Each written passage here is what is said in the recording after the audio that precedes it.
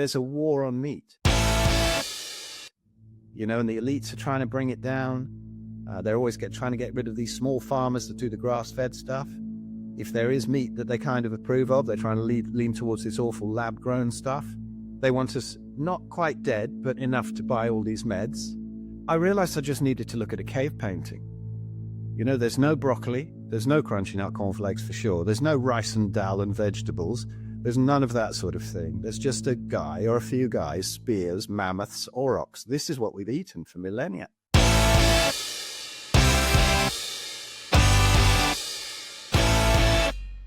The truth about the carnivore diet. In what seems like a great inversion, many people are abandoning the vegetarian and vegan diets for a carnivore diet. Many are looking to alternatives. So I'm delighted to be joined by our guest today, Phil Escott, who is a former passionate vegan who suffered from debilitating psoriatic arthritis and found himself in excruciating pain. But rather than turning to medication, in a dramatic turnaround, he healed himself entirely by embracing a carnivore diet. Since then, Phil has gone on to make it his mission to help others to reclaim their health, working as an autoimmunity and metabolic disease consultant, guiding hundreds of clients on their journey to optimal well-being. He's also a speaker, podcaster, drummer, and author of Arthritis, The Best Thing That Ever Happened to Me, which went on to become an Amazon bestseller and features a foreword by Dr. Jack Kruse. In this episode, we explore what exactly is the carnivore diet and how it works, how Phil reversed his autoimmune conditions without medication, and we bust some of the biggest myths around the carnivore diet and more.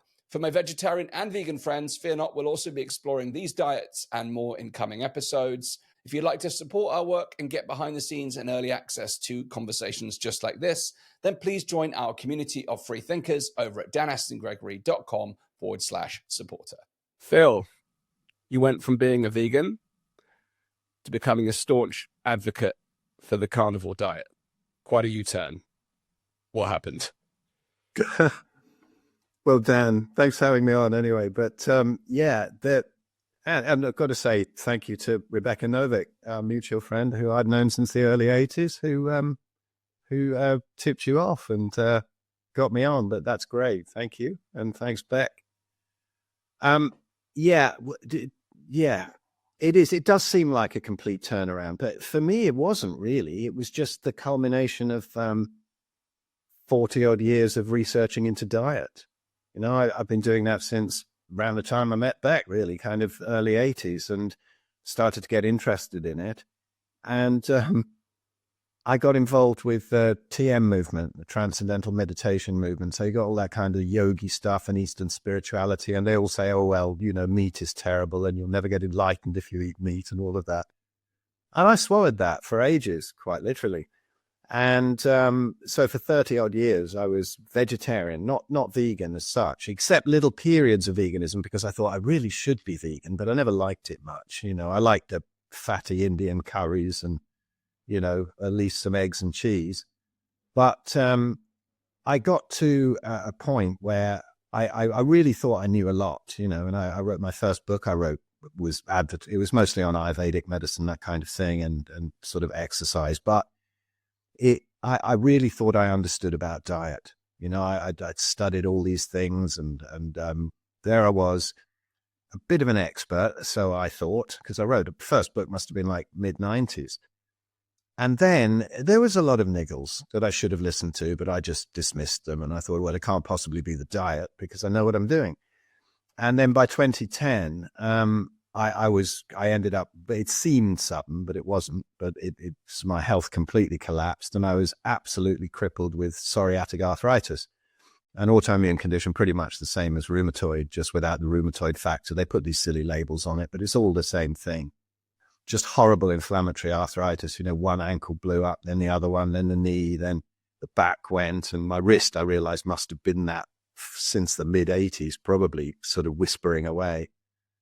And it was horrific. At the time, I was, probably 15, 16 stone in English money. I don't know, 210, 220 pounds, something like that. Overweight, not the muscular overweight that I was in the late 90s when I was running a gym, but I'd let it go definitely in the 2000s. And, my vegetarian diet consisted mostly of, cheese on toast and crunchy nut cornflakes and that kind of thing. So it was all going pretty horribly wrong. But then I ended up totally crippled. So my natural thought was, I've got to go even more veggie. The answer is obviously to go vegan. So in 2010, I went vegan, my last escapade with it, really strict, and ended up raw vegan, and then tried the whole fruitarian thing. And instead of fixing the inflammation, which it didn't, I ended up with kidney stones from the juiced spinach, from the oxalates in all my spinach smoothies. I ended up really pretty emaciated, lost all the muscle, but I still had a bit of a belly. And it just was going horribly wrong. I ended up with brain fog. My teeth started to de-enamel from the fruitarian episode. It was awful. And so eventually I just looked a bit deeper, and I just realized something that I thought I should have realized for all those years. I studied all of this stuff, and I realized I just needed to look at a cave painting. There's no broccoli. There's no crunchy nut cornflakes for sure. There's no rice and dal and vegetables. There's none of that sort of thing. There's just a guy or a few guys, spears, mammoths, aurochs. This is what we've eaten for millennia. So I thought, well, I'd better start eating some meat properly. I really never had any disgust for it because I was brought up on, meat and 2 veg through the 60s and 70s.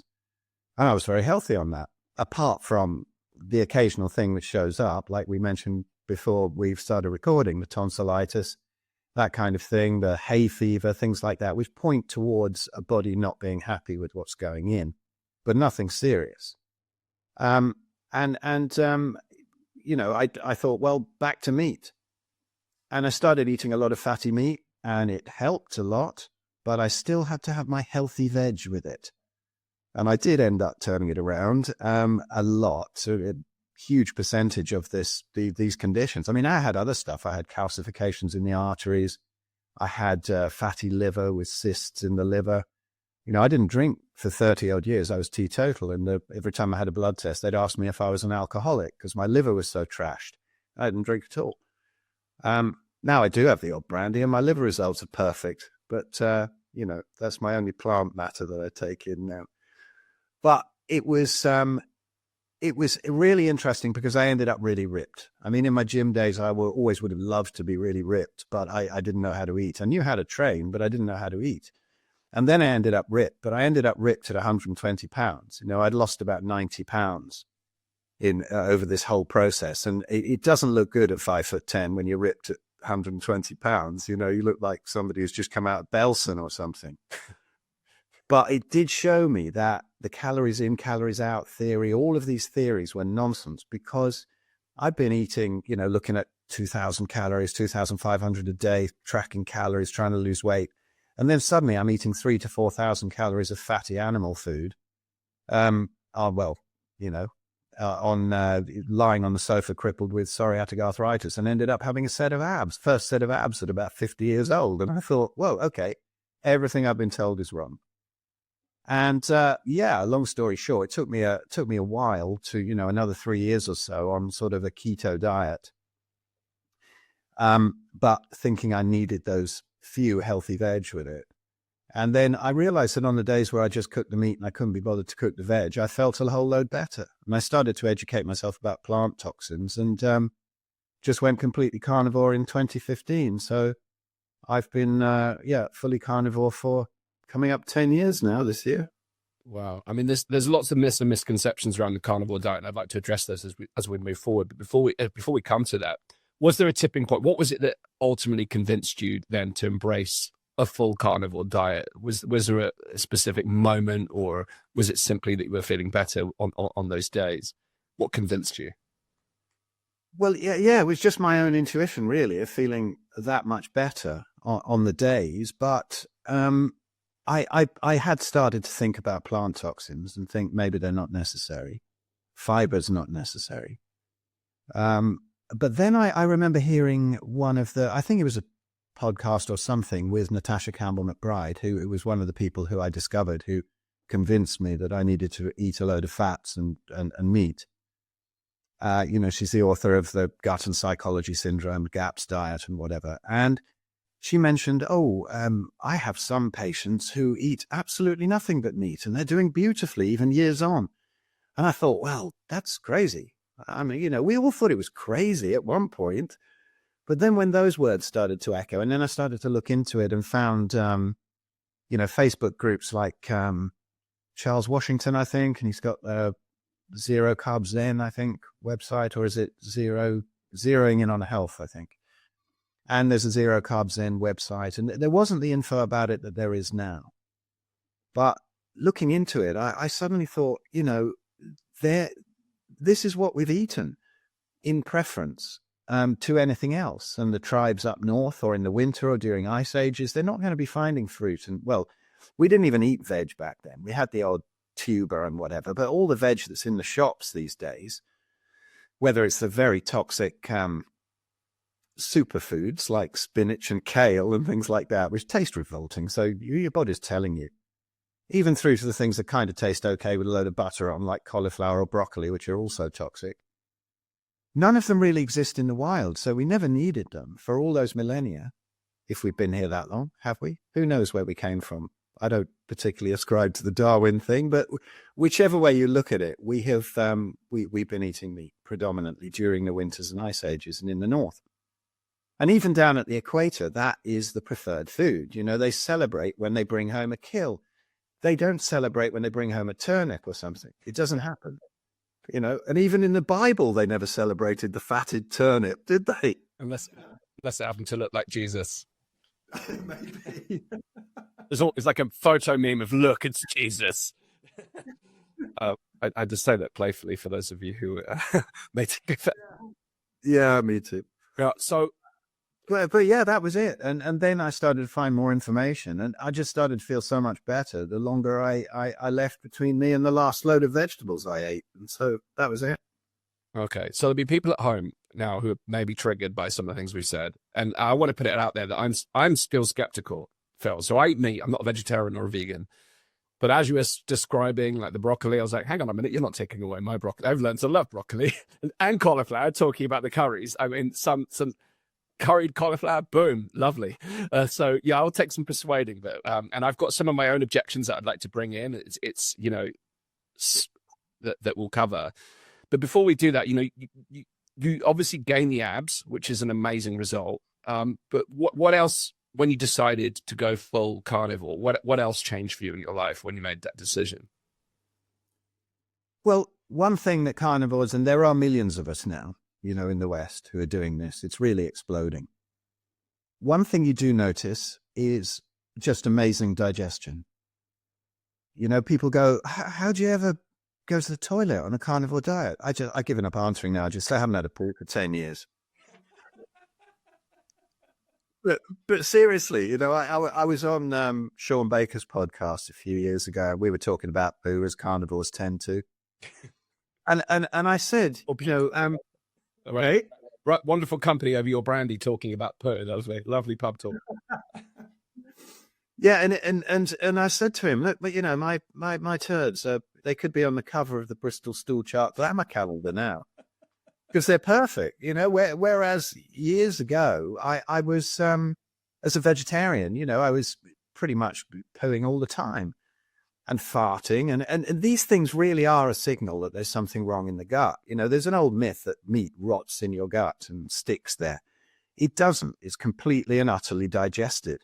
And so there's not so much that comes out, but it doesn't accumulate in there. It's just properly digested. Whereas plant foods are all made of indigestible cellulose, which people, they used to call roughage, and now they're called starch. And you need it, you need this fiber to poo, and you absolutely don't. You do poo quicker and more with the fiber because it's not completely digested, and it irritates the bowel, leading to absolutely all the digestive conditions. We see everything from IBS to Crohn's, ulcerative colitis, all of these things clearing up on a carnivore diet. Even seen advanced bowel cancer cleared up on a carnivore diet.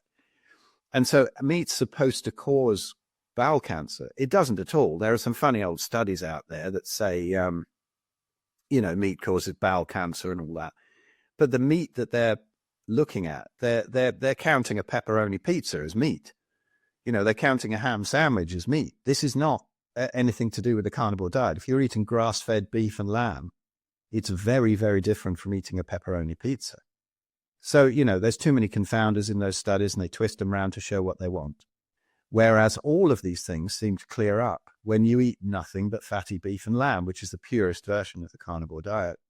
I know it sounds mad from everything we've been told. And I had a really open mind. I was never militant. I was never closed-minded to any of this. If somebody, Sean Baker or my friend Anthony Chafee or whatever had sat down in front of me when I was a vegetarian and talked to me for an hour, I would have gone completely carnivore immediately. I would have understood everything about it, and I wouldn't have objected to anything. However, I still thought it was mad for a long time. There's all these objections going around in your head, particularly for me because I'd studied the opposite for so long. But yeah, the results are amazing. I've worked with people with diets for 8 years seriously, but pretty much all my life, sort of helping friends out with this or that. I've never seen results like when people go on a carnivore diet, not even close. It's not like, oh, this one might be better for this person. This one might be better for another person. We're all different. No, we're not all different. There is only one food that gives you everything you need and nothing you don't need. And that's fatty meat from a grass-fed ruminant animal. Now, I'm not militant. I think people should eat exactly what they want, but just be informed, because there's a war on meat, and the elites are trying to bring it down. They're always trying to get rid of these small farmers that do the grass-fed stuff. If there is meat that they kind of approve of, they're trying to lean towards this awful lab-grown stuff. The prices of meat are going up, and they're trying to get rid of it. That should be a sign, I think, to people, because in our Red Pill Revolution, or Red Pill Food Revolution books that we've come out recently in the past few years, we go through the history of how we've been fooled by the elites, how religious and spiritual factions, elites, whatever, have kept us on plant-based diets, predominantly plant-based diets, slave food, really, to keep us weak and sick and expendable. And to put my tinfoil hat on for a bit, this is what's been going on for a long time. And it is a deliberate move, and they're doing it again. Well, they never stopped, but they're really ramping it up now. A quick break for a word from one of our partners. In times of economic uncertainty, gold has always been used as a safe haven for wealth. It's a tangible asset that has historically held its value, even when markets were volatile. And now more than ever, it's crucial to have physical assets that can protect your wealth. That's why we've partnered with the Pure Gold Company. They offer a secure, reliable way to buy physical gold bullion and precious metals, whether you're looking to diversify your portfolio, hedge against inflation, or simply protect your savings. With fully insured gold products stored in world-class private vaults, you can rest assured that your physical gold is safe and secure. For bullion-grade gold bars and coins, the Pure Gold Company makes it easy to purchase physical gold that you can actually hold. If you're ready to take action and safeguard your wealth, then visit danastingregory.com/gold to download your free guide and take advantage of a free consultation to explore your gold bullion options. Now, let's get back to the show. Very much see that war on meat right now. I can absolutely see that.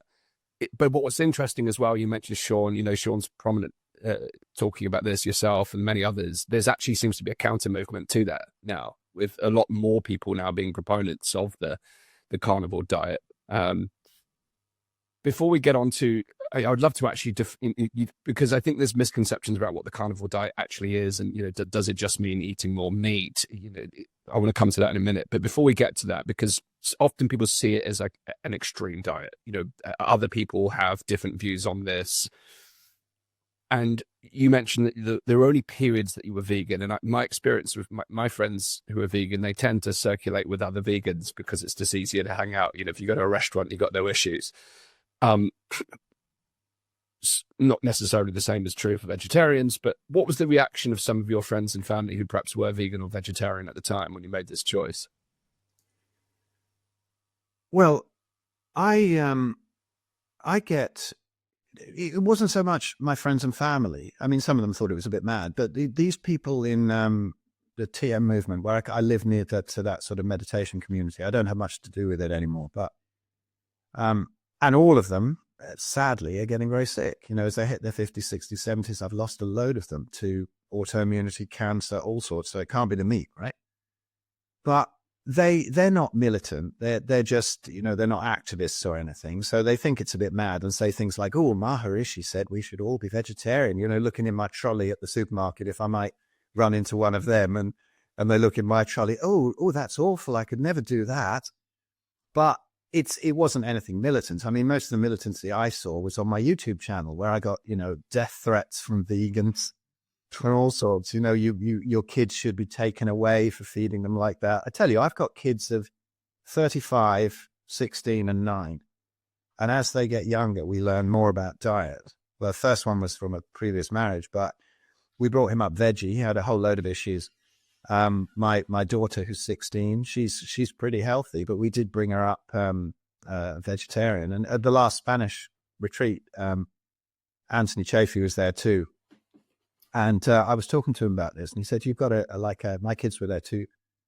And he said, you've got a great sort of spread of showing how to feed kids as you learn. Because, you know, my daughter now eats a whole load of meat, but she eats a few other things. She's 16. She can go and get some crap, and she's got the peer pressure and whatever. But my partner was vegetarian during that pregnancy and for 20 years beforehand. And, you know, Amelia's beautiful, but she's got a little bit of a narrow jaw, some crowding in the teeth, very common for vegetarian, vegan kids, you know, but the mothers who are vegetarian or vegan during the pregnancy. Peter, though, my youngest, I mean, he's incredible. He's, you know, I've never seen a kid just so fit, healthy, intelligent, everything. Perfect teeth spacing, because my missus went carnivore during that pregnancy, 2015. And he's just so bright, so loving, so intelligent. He's amazing. Oh, his ears are burning. Here he is. Oh, pop on for a sec. This is about me. This is Peter. Good to meet you. But yeah, he's amazing. And he, you know, for the first few years of his life, he was basically breastfed and then straight onto meat, nothing else for about 4 years. But you know, and now he's added chocolate. But no, veg doesn't have. But yeah, let's see, perfect teeth. He's absolutely brilliant. Right on cue. Nice timing. Look back at your other interviews and see exactly what time Peter arrives. Yeah, but you know, it's in his school. He is just so healthy compared to a lot of the other kids. They've all got issues here and there. And it's funny. I remember when he was younger, and I'd pick him up. I get used to it, you know. But then I pick up one of his friends, and they're really light. You know, they're all full of Cocoa Pops and sandwiches and whatever. But Peter, he's solid. There's no fat on him, but he's like a little bodybuilder. He's so muscular, and you pick him up, and he's rock solid, you know. But and other parents go, "Whoa, wow, how heavy is he?" But he's got no fat. Yeah, it's been a real education with kids, you know, bringing them up and seeing the difference in bringing them up.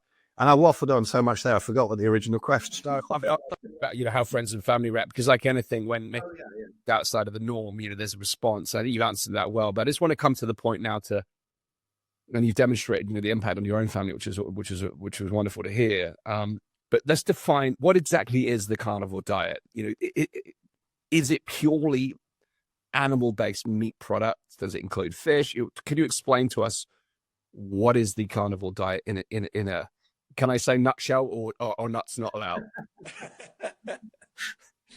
Yeah, in a sheepskin. In a sheepskin. There we go. Okay. Well, there's loads of different definitions to it, depending on how far people need to go. I mean, your basic carnivore diet is just anything from the animal kingdom and nothing from the plant kingdom. And so that would include dairy, pork, chicken, fish, eggs, beef, lamb, any animal, any dairy, anything like that. The trouble is that a lot of people come to this with autoimmunity or something, and that isn't enough. If you've got diabetes and you go to sort of high fat dairy, pork, chicken, dairy, eggs, whatever, all of that, you'll be fine. You'll reverse your diabetes in no time.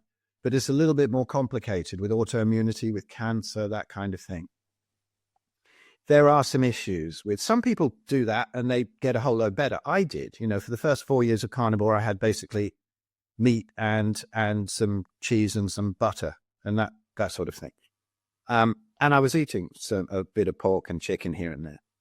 But then I just realized that, again, I felt better on the days where I didn't have the dairy. I felt better on the days when I had just lamb and beef and I didn't have chicken and pork. And looking into it now, there's Michaela Peterson, Jordan Peterson's daughter, has coined this phrase, the lion diet. And so that means just meat from ruminant animals, like a lion would eat. Even that is often not enough to go to reverse an autoimmune condition properly. And my good friend, who is, I think, the greatest diet guru in the world, who is Dr. Jofir Clements of Paleomedicina, who I've got to know very well since our first Spanish conference that she was at as a speaker in 2019. And she was at the last one. She'll be at the next one. And with what they call the PKD diet, Paleolithic ketogenic diet, they specify very, very high amounts of fat. And they put dairy up there with grains and seed oils as the real demons. And I've seen this a lot in the carnivore community. If somebody comes to me for a consult, which is what I do mostly for people with autoimmunity,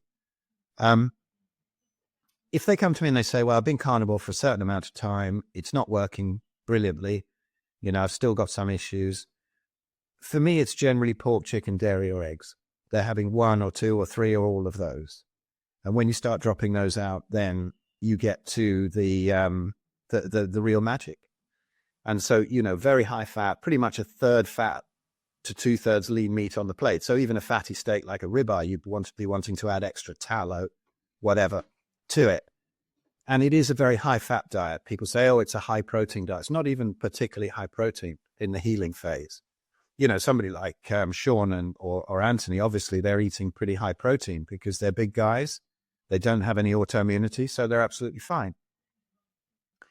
But that's where the magic lies if you've got autoimmunity.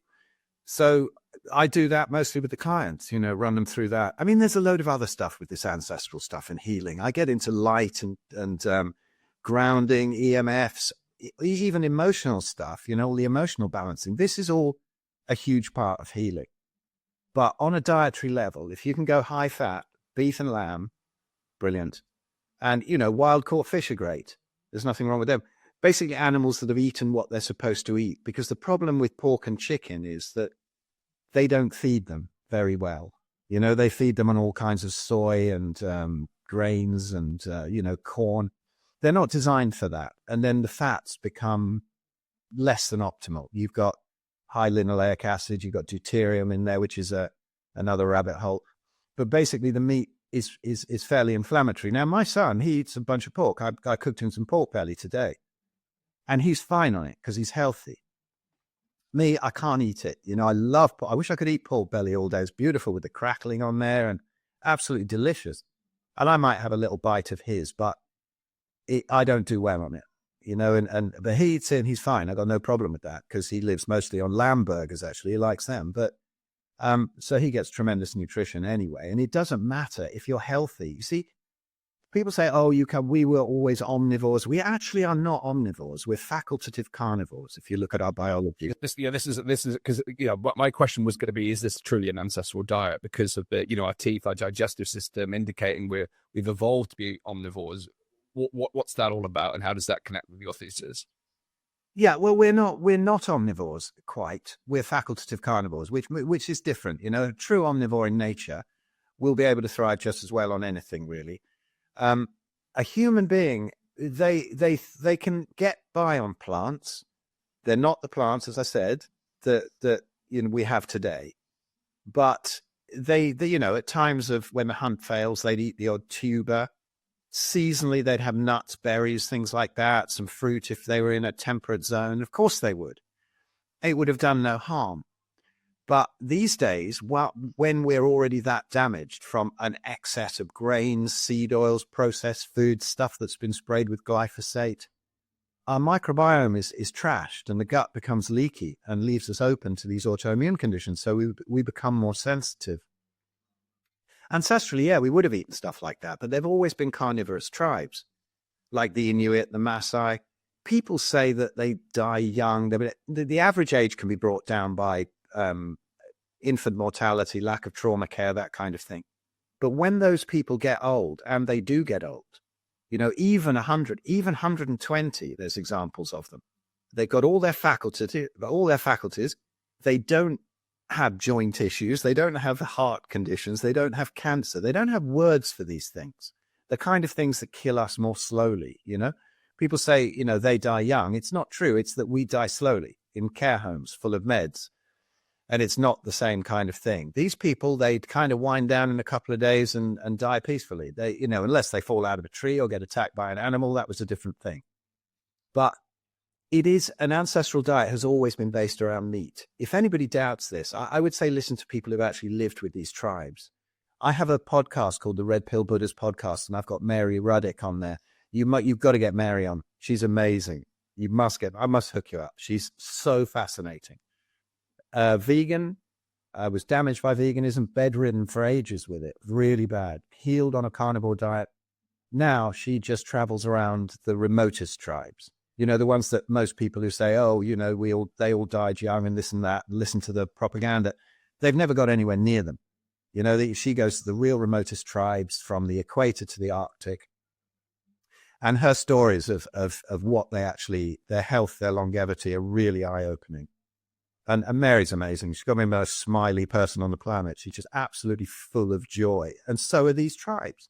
They don't have mental illness either. It's a hard life. It is. And most of us would not do well out there. But, they live that way. Their feet are in touch with the ground. They've got natural light. Their hormonal balance isn't messed up by circadian mismatches like these awful LED downlighters and TVs and screens that we have. All of this kind of thing ties in. It's not just to do with the diet. But yeah, it is. And she reckons, depending on latitude and season, these people are between 90 and 100% carnivore. And actually, if you look at things like some of the African tribes, you look at the Hadza, and they say, they have a diverse microbiome, they're so healthy, they eat loads of plants. They don't actually. They do sometimes chew up a tuber or something, but quite often they'll spit out the fiber. People don't realize that. They know that it's irritating. But they'll chew it up a bit to get a bit of energy if the hunts fail. They will go and gorge on honey if they find it. But they won't do it every day. It's not like going in to fill up your car and there's all the Mars bars and Twixes and whatever piled up next to the till. They have to work for that honey. And they're so healthy, it won't do them any harm. But there is a difference in the health, say, between the Hadza and the Maasai down the road who literally just live on blood, milk and meat. And my guess, I can't prove it though, the small amount of issues that the Maasai have after they've been driven off their hunting grounds and now they've had to be herders is probably down to the dairy. But they're so healthy, they do everything else right and don't eat any plants. They're okay. Whereas the Inuit don't have some of the issues that the Maasai have, which are very few anyway. Because they don't have any access to dairy. You're not going to be able to milk a polar bear or a seal or something like that. It's not going to happen. Have you seen this study that's doing the rounds from the Nature and Ecology study, which is found in this cave dwellers in Morocco that, they were largely believed to be, it's interesting in the culture of the war on meat, because it's when you actually read the article, it doesn't say that they are purely plant-based. It just says that there's evidence that they ate a wide range of plant-based food, but then they listed like acorns, pine nuts, and pulses. Which, if you're a cave dweller and you're trapped in a cave for climate reasons or hiding from predators, then that might be all you can eat for the moment. But I'd have to look more into it. But it felt like a propaganda piece more than a scientific. The paper itself was scientific, but the news story around it felt like a propaganda piece. But I think sometimes when you see things like that, for example, plant matter really gets stuck in between your teeth. It gets stuck in your gut. It does. It's the seeds and things like that that are not digested. People doubt that. I say, go and eat a steak and some sweet corn and see what you can see in the toilet in the morning. It won't be pieces of steak, right? It will be sweet corn. And that's because it's not digestible. So they might find evidence of things like that in their guts, and they would have eaten things like that. Sure, they would have done. They wouldn't have turned them down. But wherever there's been a primitive, I say primitive, I think they're beyond us, but, they call it, let's say indigenous people. They are predominantly meat-based. There has never been a vegetarian community. It's all been based around propaganda from religion and spirituality. And that's where this kind of thing has come in, and it's made people militant with it. So they get really aggressive with it, get really upset. When you see where the vegetarian things have come from and the way that this propaganda, as you say, has been twisted around, if nobody's heard this story, this really is quite a shocker. And I think if you see where it came from in the West, in the East, there's all the spirituality and it revolves around vegetarianism. People say, oh, well, India, they're all very healthy. No, it's the diabetes and autoimmune capital of the world. They're not healthy. I've been there and I love India. I can't go back because there's nothing left for me to eat. But it's amazing. What a place. But yeah, there's a hell of a lot of sickness in India. It's not a healthy place. But then if you look at, I haven't always been veggie like that. They used to eat a load of beef. And at the times when they've gone veggie, if you look into history, that's about around the times that they got conquered. So just weak, Now, if you look at what happened in the West, it's really quite a shocker, this story. So in the 18th century, there was a young girl called Ellen G. White. And she used to have these visions. Apparently she came out of a coma or something with these visions of how, all of sexuality is extremely evil. And we must get rid of all of our sexual thoughts. And so we need to eat a Garden of Eden diet, as she put it. All these horrible grains and pulses and God knows what, vegetables, fruit. That's what we should be basing our diet on so that we don't have any sexual desire. Well, obviously, that kind of thing deranges your hormones, and so you don't have so much of a sexual desire, probably. But she started to use this as sort of propaganda. People were following her in the Seventh-day Adventist Church. They adopted a young boy who helped out with the leaflets, with the typing, the typing of the typesetting of the leaflets, that kind of thing, and got pretty indoctrinated himself. And he grew up to be really into all this and ended up with a load of cereal companies in the Midwest. His name was Harvey J. Kellogg. Now, this man was an absolute lunatic. He had these sort of sanatoriums and whatever, and he'd take people in and give them enemas all day and blast them with cold water. Well, a bit of cold thermogenesis is probably the only good thing he did there. But he was nuts. He never consummated his marriage. He adopted kids, I believe. And he was a proponent of circumcision without anesthetic for both girls and boys to keep their hands from straying where they shouldn't be. The man was barking mad. And this is the person who invented our sunshine breakfast. And so now I go down the cereal aisle and I don't see any health at all. I just see gut dysbiosis and Kellogg's anti-masturbation cornflakes. Yeah. Seriously. And now the Seventh-day Adventists, there are loads of them who sit on the sort of food panels, the big sort of food authorities. I'm forgetting which ones they are now. But things like the WHO and that kind of thing, they're the second biggest educator as well, owning loads of schools, hospitals, whatever, in the world after the Catholic Church. So you can see where this kind of thing came from. And with religion, it always comes from, there's something wrong with expressing our sexual nature. I mean, do they forget how they got here exactly? It's weird, and I see it in Eastern spirituality as well. You should be celibate. You should be, all of this runs through this, the whole thing runs through. And this is where the whole nonsense about vegetarianism has come from. And when you see that and how it's still there, and these are the people doing the studies, these are the people producing the dietary guidelines. And when you tell a vegetarian in the West and tell them that story and say, basically, your whole theory around food comes from probably a quite disturbed teenager in the 1800s. How'd you feel about it? Well, if you put it that way. The thing is, Phil, I mean, this, I suppose, points towards one of the biggest problems when it comes to the idea of the carnivore diet, because it goes against so much of what I suppose, quote unquote, we've been taught about nutrition, not just the extreme end, but just more holistically. So I kind of want to zone in, and you've kind of already addressed some of these things, but I want to bring pointed focus to them. What do you think are some of the myths then about meat-based diets? And this is where I'm still on the fence, because I quote unquote a balanced diet, and we'll talk about where the definition of a balanced diet comes from. You want to see my latest Facebook post then, going on a balanced diet? Talk about that in a minute, because again, it comes back to this point about what we've been taught. So, my eyes are now opening as a result of the work that I've been doing for the last 4 or 5 years to everything. Now, I've always been an open-minded person. I just consider myself to be an open person. As a result, I'm challenging a lot of the assumptions, which is partly why we initiated this conversation. It wasn't because, just because I'm interested in different dietary habits. I'm actually curious where our dietary education is coming from, and how we can challenge that to actually get to a sharper view of the truth.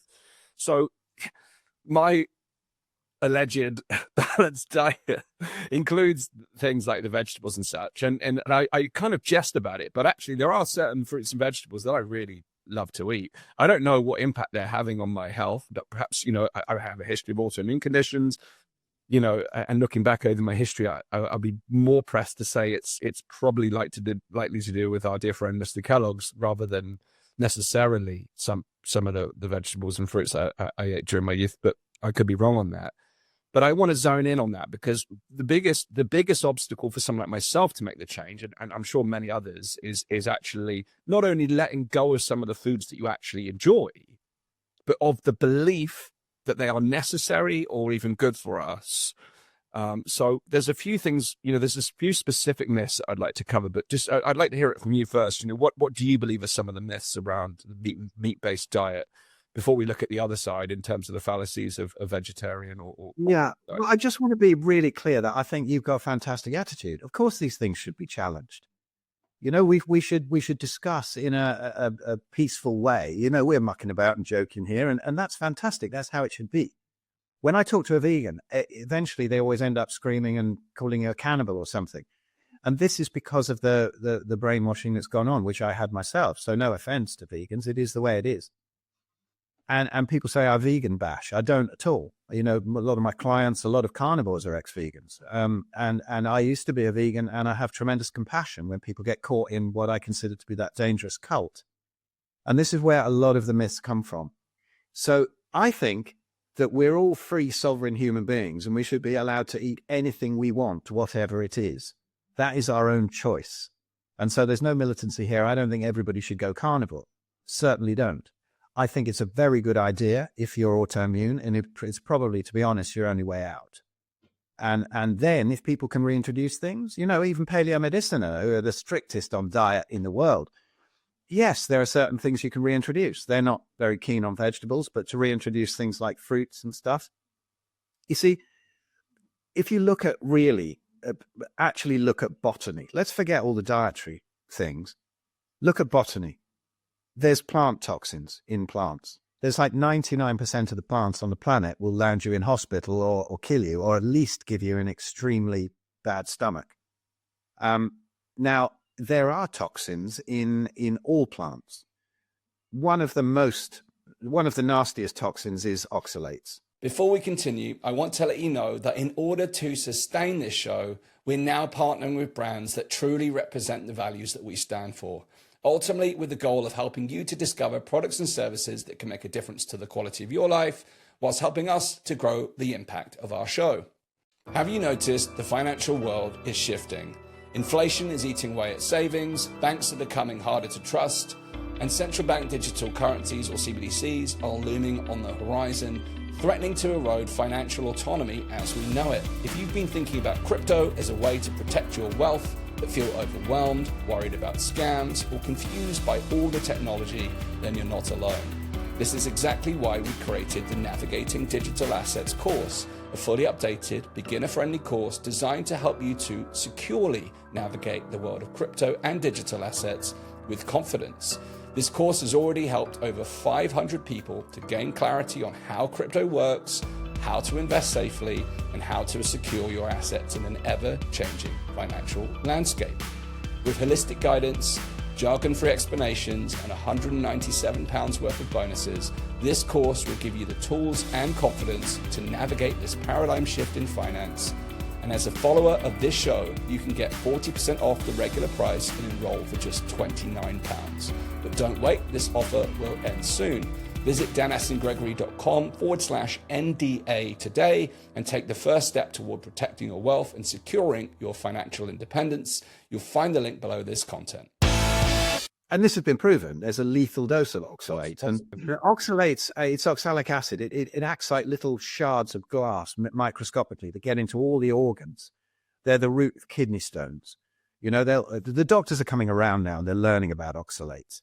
But when I had a kidney stone in 2012, which was a horrendous one, I actually had to laser it out. The doctor saying, oh, you can't eat meat anymore. It's all down to meat. Absolute nonsense. You know, I've eaten nothing but ever since and no problems. But oxalates, you know, I used to do spinach smoothies. Let's take this as an example of plant toxins.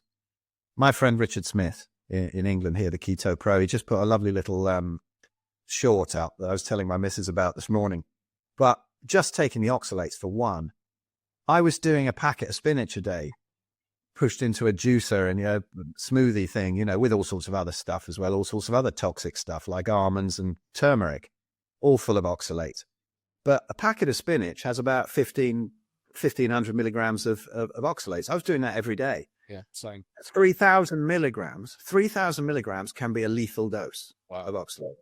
People have actually died after. Yeah, it was a case in France not so long ago. I think of a guy who died after eating 3 bowls of sorrel soup that his missus made. She had 2 bowls and was very sick as well. You know, certain things are very high in oxalates. And a lot of them say, oh, well, you soak it or you prepare it in this way or whatever, and it negates the plant toxins. Not really. I mean, in some of the beans, you know, kidney beans, that kind of thing that will really damage you if you eat them raw, soaking them overnight, straining them off, boiling them for a certain amount of time. Yes, it reduces them, but the load is still in there. You've got lectins, which are very nasty toxins. You know, I would say now to anybody who wants to educate themselves on this, go and have a look at my friend Anthony's video, Anthony Chafee. Plants Are Trying to Kill You on YouTube. I thought I knew about plant toxins, but he brought that out in the last couple of years. That is a must for anybody to watch. You actually listen to the what is in there. I mean, Anthony is a really lovely guy too, not militant. If you want to eat plants, you do it, you know? But if you run through the actual botany of what's in those plants, there's 136 known human carcinogens in an organic Brussels sprout. There's 60 in the least toxic veg. And that, you know, meat has none. People always say, oh, well, it's injected with hormones and antibiotics and all that. Well, only some of it is. You get good grass-fed meat, it isn't. And even if it is, the levels are a lot lower than people think. Plus, the cows and sheep or whatever, they have livers to get rid of these toxins. They have stomachs that also negate a load of any plant toxins they might take. And they're designed for these things. And here's another really good point, but before I forget about it, it's slightly off topic, but whenever I talk to a vegan now, my first point is, let's team up to get rid of factory farming, because it's animal cruelty, right? You know, the way that they keep some of these cows in the CAFOs, particularly the chickens, the pigs, it's disgraceful. We don't want that. We don't want that at all. We want nice grass-fed meat. You know, we want the animals back on the pasture. That's what we want. And so we're not these monsters who are into animal cruelty at all. And, you know, you look at the amount of animals that die for crops, billions and billions for vegan diets, and destroy the ecosystems. So, you know, those are some of the myths about, you know, whether it's healthy, whether it's moral and that kind of thing. But I think a lot of the myths have come about where, you know, the WHO, again, the plant-based people, the Seventh-day Adventists have been pushing these studies that show, or they say they show, but they don't actually, that meat causes cancer, fatty meats causes heart disease. The whole cholesterol myth has been blown up now. I mean, these things that have permeated mainstream consciousness, as you were saying them, it's just like you can see it. For some reason, it echoes in your mind because it's what you think and believe. And when I say you, I'm not talking about you at home who may have already gone down the rabbit hole on this and understood that these aren't actually factual. But these things that you're talking about have become pillar levels, almost axiom level, unchallengeable dogmas or belief systems. And I confess, they are etched in my mind as well, around fatty acids and heart disease and all these different things you just mentioned, and meat causing cancer. Red meat particularly has been demonized. Beef, beef, lamb, the two things that you said were actually most powerful, have actually had the biggest attack on in terms of when it comes to health benefits. So what is the truth when it comes to the connection between things like saturated fats, cholesterol, heart disease? And in the last few years, I'd already started to look at the fallacies around cholesterol, because there's so much false information about cholesterol. And interestingly, some of the best false information I learned about cholesterol actually came from someone who was advocating, who is actually a vegetarian, but they're actually now looking over here and going, well, hang on a minute, this isn't actually accurate either. They're actually approaching mind. So that's an interesting paradox that, it took a vegetarian to actually point out some of the problems because they opened their mind. But what is the latest science say about the link between saturated fats, cholesterol, and heart disease as it pertains to meat in a carnivore diet? Well, it depends whether you're following science or the science. As we've seen over the past few years, the science is not science, it's a religion. And, when you see people like Anthony Fauci saying, when you criticize me, you're criticizing the science. You see, he's mafioso. I mean, the whole world is upside down. He sounds like him. If you'd never seen him, you'd think he's a mafia don. And then you see him, you're like, this guy's literally the mafia don of the farm. It feels like a movie set. It's a joke. But you're absolutely right. And even now he's not in power, you still know that he's like a mafia don behind the scenes, pulling the strings. It's crazy. Anyway, so Grant, come back. I don't know, but I think, without going too deep down that rabbit hole, he's probably killed more people than, you could ever think Hitler did or anything like that. Or Oxalate. Yeah, but I think the truth is you've got to look at where this came from again. And it's come from this dude called Ancel Keys. Now, if you actually look back at early last century, the first recorded heart attack in America was around 1910, 1912, something like that. They didn't even have heart disease. It didn't happen. And they were cooking in lard and tallow and butter and, all of these things. There might be problems with dairy, but it's certainly not heart disease. Fats cannot cause that. So they were all eating that stuff back then. And suddenly what happened? Then Crisco came about and they started making these seed oils and pretending that they were heart healthy. And this stuff came in. I mean, that was invented as an engine lubricant, machinery lubricant. It wasn't a food at all. And then when the more sort of petroleum-based lubricants came in, then they had to find a use for this product. So they thought, let's feed it to humans, which is the most horrendous thing anyone's ever done. I mean, seed oils, you go right into that. And the problems with that are huge. I did too much to go into here. But then they started to get these heart disease. And so then the American government decided to get hold of this guy called Ancel Keys, this researcher, and get him to find out what causes all of this uptick in heart disease in America. Is it sugar? Is it the carbs and whatever, or is it saturated fat? And he did the 7-country study, which was incredibly biased, and he threw out a load of inconvenient data that showed that it was nothing of the sort. And he was paid off by the sugar industry, and he came up with what was called the lipid hypothesis. And this is still a hypothesis. It's not. It was never proven. And people go, "Oh yeah, well, this cholesterol theory. It's a theory. It was never proven." And he said that, it's all down to saturated fat, which actually animal fats are not that saturated. There's a load of all sorts of healthy fats in there. It's not that high in saturated. You want to get high in saturated, got to go to coconut oil, things like that. But he said that this is what was causing the heart disease. And he's probably caused the whole epidemic of obesity and metabolic diseases in America single-handedly, this biased guy. And you can tell how dodgy he was. I mean, he went to one of the places where they lived the longest, where they eat a load of nice animal fats and fish and whatever, and high-fat dairy. He went off to somewhere in Italy and lived to 100 years old and ate all the foods that he said were bad, I should say, so eating out there, eating what they would have eaten out there. And of course he was healthy. And he left this wake of absolute devastation in America and then spreading out around the world. And this is where it's come from. There is no mechanism by which any kind of fatty animal foods can cause heart disease. There just is no mechanism by which it happens. Cholesterol is the paramedic at the car crash. It's not the cause of the car crash. It goes in there to patch up damage in arteries that is caused by inflammation. And the inflammation comes from too many carbs, too many toxins, plant toxins, all that kind of thing. I mean, people will be arguing with me at the moment, probably, if a veggie or vegan's sitting here, but why have I lost so many of my friends to heart disease who are vegetarian? It's not the meat. They're not eating these animal fats. So that's what happens. It's a repair process. The whole cholesterol theory is absolute nonsense. So they've got these levels that they keep on putting down and down that you're supposed to get to. It is, as a local practice nurse said to me, actually, I was amazed she'd woken up. She said, it's a con to sell statins. Okay. So they want you on these statin drugs. That's when she looked at my bloods and my so-called bad cholesterol, that there is actually no such thing as bad cholesterol. The LDL was up. All my blood results were perfect, except the LDL was up. I never bother with blood tests, but the vegans on my channel were saying, oh, you're diabetic and you've got heart disease like Sean Baker. I mean, you've seen Sean Baker. He's 58 years old. He's breaking world records in lifting and rowing. He looks incredibly healthy, and he is. And so they think that he's got some sort of diabetes or something anyway.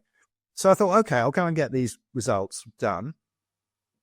And I'll be honest about it, and yes, the LDL was up, but the triglycerides and HDL were perfectly balanced. And so it shows that the LDL is also what they would call good cholesterol, even in their terms. So these levels that they're shown. Now, there was a study, I think, forgive me if it's wrong, the Framingham study maybe, but that might be something to do with something else. I'm terrible with studies.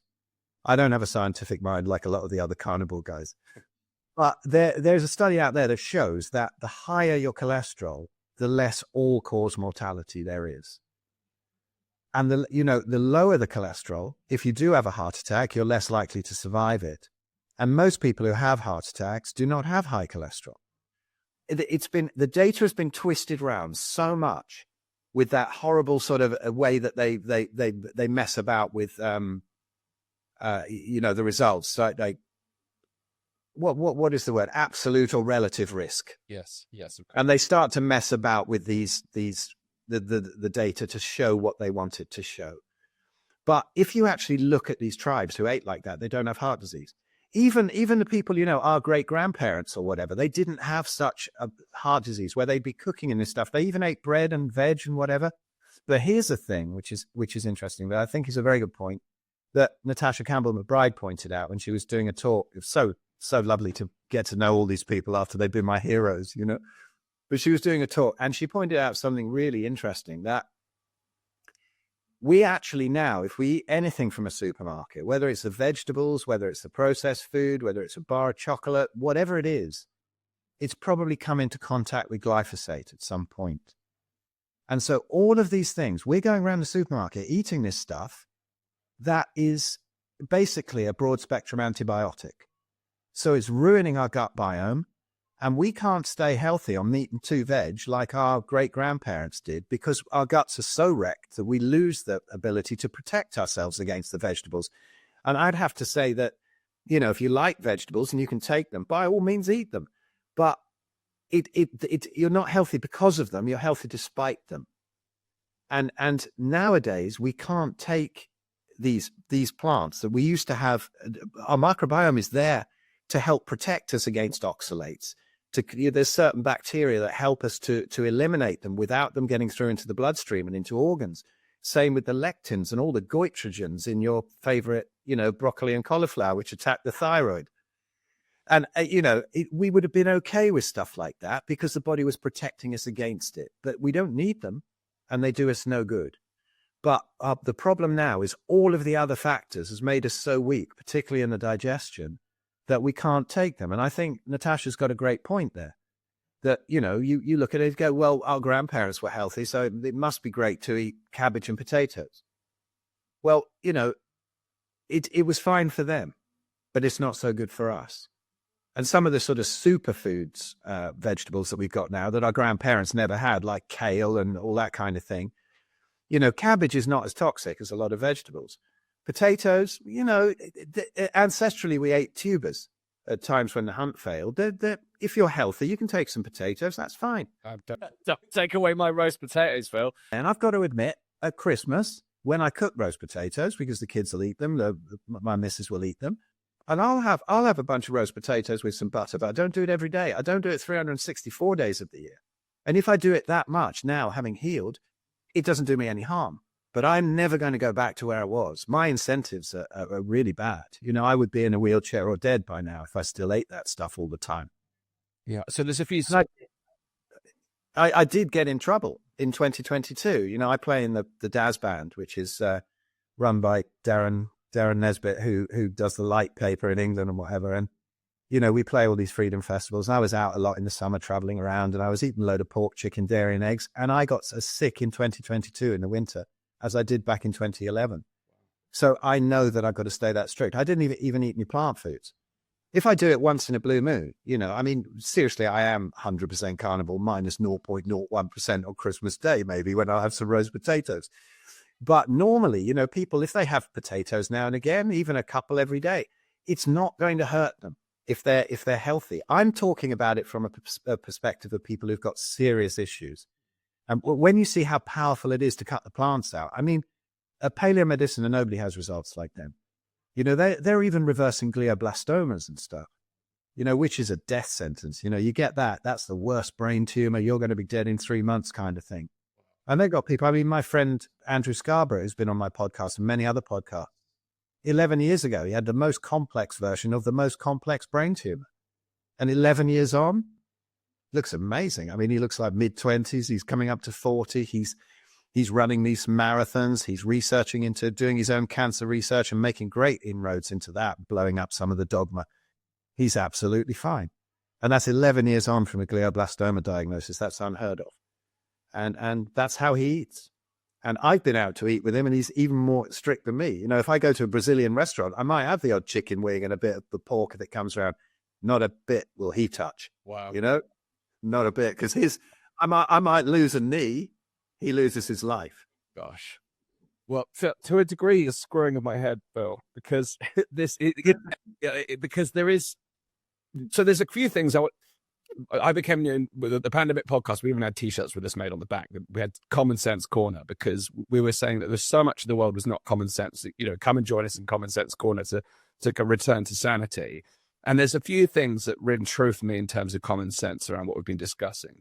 Firstly, looking at the human body, just look at yourself in the mirror.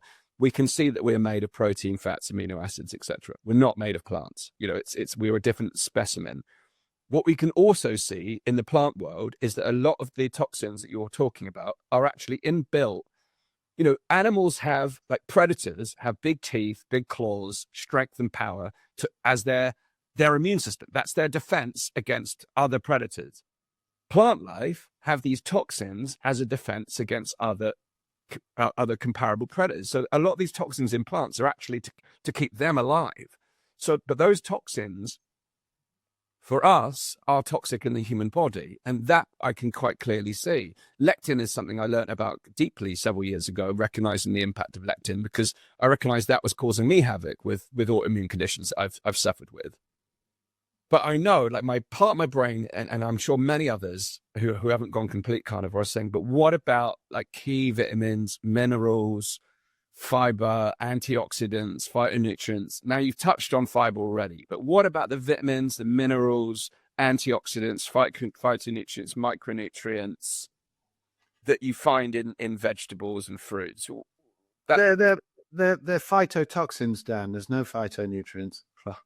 Okay, well, all right. I'll explain. Elaborate. Come on. Okay.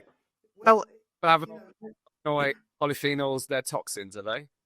No, they're not, but even bioavailable. Okay. They're wrapped up in indigestible cellulose. So when you eat these things, you're not getting what's on paper. You are taking what was a conflict. It's getting, it's fighting against the anti-nutrients. So in meat, they say there's no vitamin C, you're going to get scurvy. I mean, even some of the vegan doctors are going, oh, well, when they go carnivore, they'll all get scurvy. And they're using that as an excuse. It's been 10 years. When am I going to get scurvy? I have not taken in any vitamin C from anything else. You know, there is enough vitamin C in meat. I used to say you don't need vitamin C when you don't eat carbs. And that is kind of true. But carbs compete with vitamin C for the same pathway. So again, for me, I put it through that ancestral lens. In the autumn, you get some berries and stuff. And if you're eating that sugar, the body needs a load of vitamin C. So berries are going to be very high in vitamin C. Because the body knows exactly what it needs, that nature knows what the body needs at a particular time of the year. And you look at it ancestrally, and it's absolutely fine to eat berries in the autumn when they're there. We always would have done it. We'd have picked them off the bush if they're there. Fine. But in meat, there's enough vitamin C if you don't eat carbohydrates. Now, the ship, you know, the sailors and whatever, and they get scurvy, and then you go back to that for the story about scurvy. And then the limeys, you know, English are called limeys because they took limes on board to combat scurvy. Well, they were eating dried meat and ship's biscuits. So they were eating carbs and meat that had the vitamin C taken out pretty much in the drying process. So that's a recipe for scurvy. Now, even the old ship's captains knew that if they went to, you know, some place where they had a good indigenous diet and they had fresh meat, it not only kept off scurvy, it cured it. So once they went on to the indigenous diets, you didn't need limes, you didn't need lemons, you didn't need any of that sort of thing to get rid of the scurvy. Nobody on a carnivore diet gets scurvy. I've not heard of it. I've heard of some people who have sort of not clinical, but you can't but you can test a sort of vitamin C deficiency a bit. Whether it is or not, I don't know. But usually sort of getting a load of vitamin C in for a month or two then cures that for good, and then you can go off on a carnivore diet. But most people don't even test for it. They don't even notice it. There's nothing with the vitamins that with vitamin C that's a problem, which is reasonable to supplement if you're concerned. Like, what's the view of supplements on the carnivore diet? Yeah, the best supplement is liver. Yeah, it's not quite as easy. You don't need any supplements. You know, you don't need supplements. Supplements they have deuterium in them. They have fillers that keep the gut leaky. They're normally packaged together when you get these multivitamins or whatever in types that are not designed to be together, and they cancel out the effect of the other ones. Supplements are 99% useless. You've got to really know what you're doing. Sometimes you might need some magnesium. This is true for everybody, whether on a carnivore diet or not. Sometimes you might need some magnesium you get for certain reasons. Some people can benefit from an iodine protocol. I mean, you can see on my YouTube channel, my mother's breast cancer reversing on an iodine protocol and full carnivore diet, 93 years old. The breast cancer vanished. You know, you can see the pics of it. Now, it's the absorption thing. It's not what you eat, it's what you absorb. When you eat meat, which really does give you everything you need, when your gut is healthy and absorbing well, most long-term carnivores don't even have any liver. They don't bother.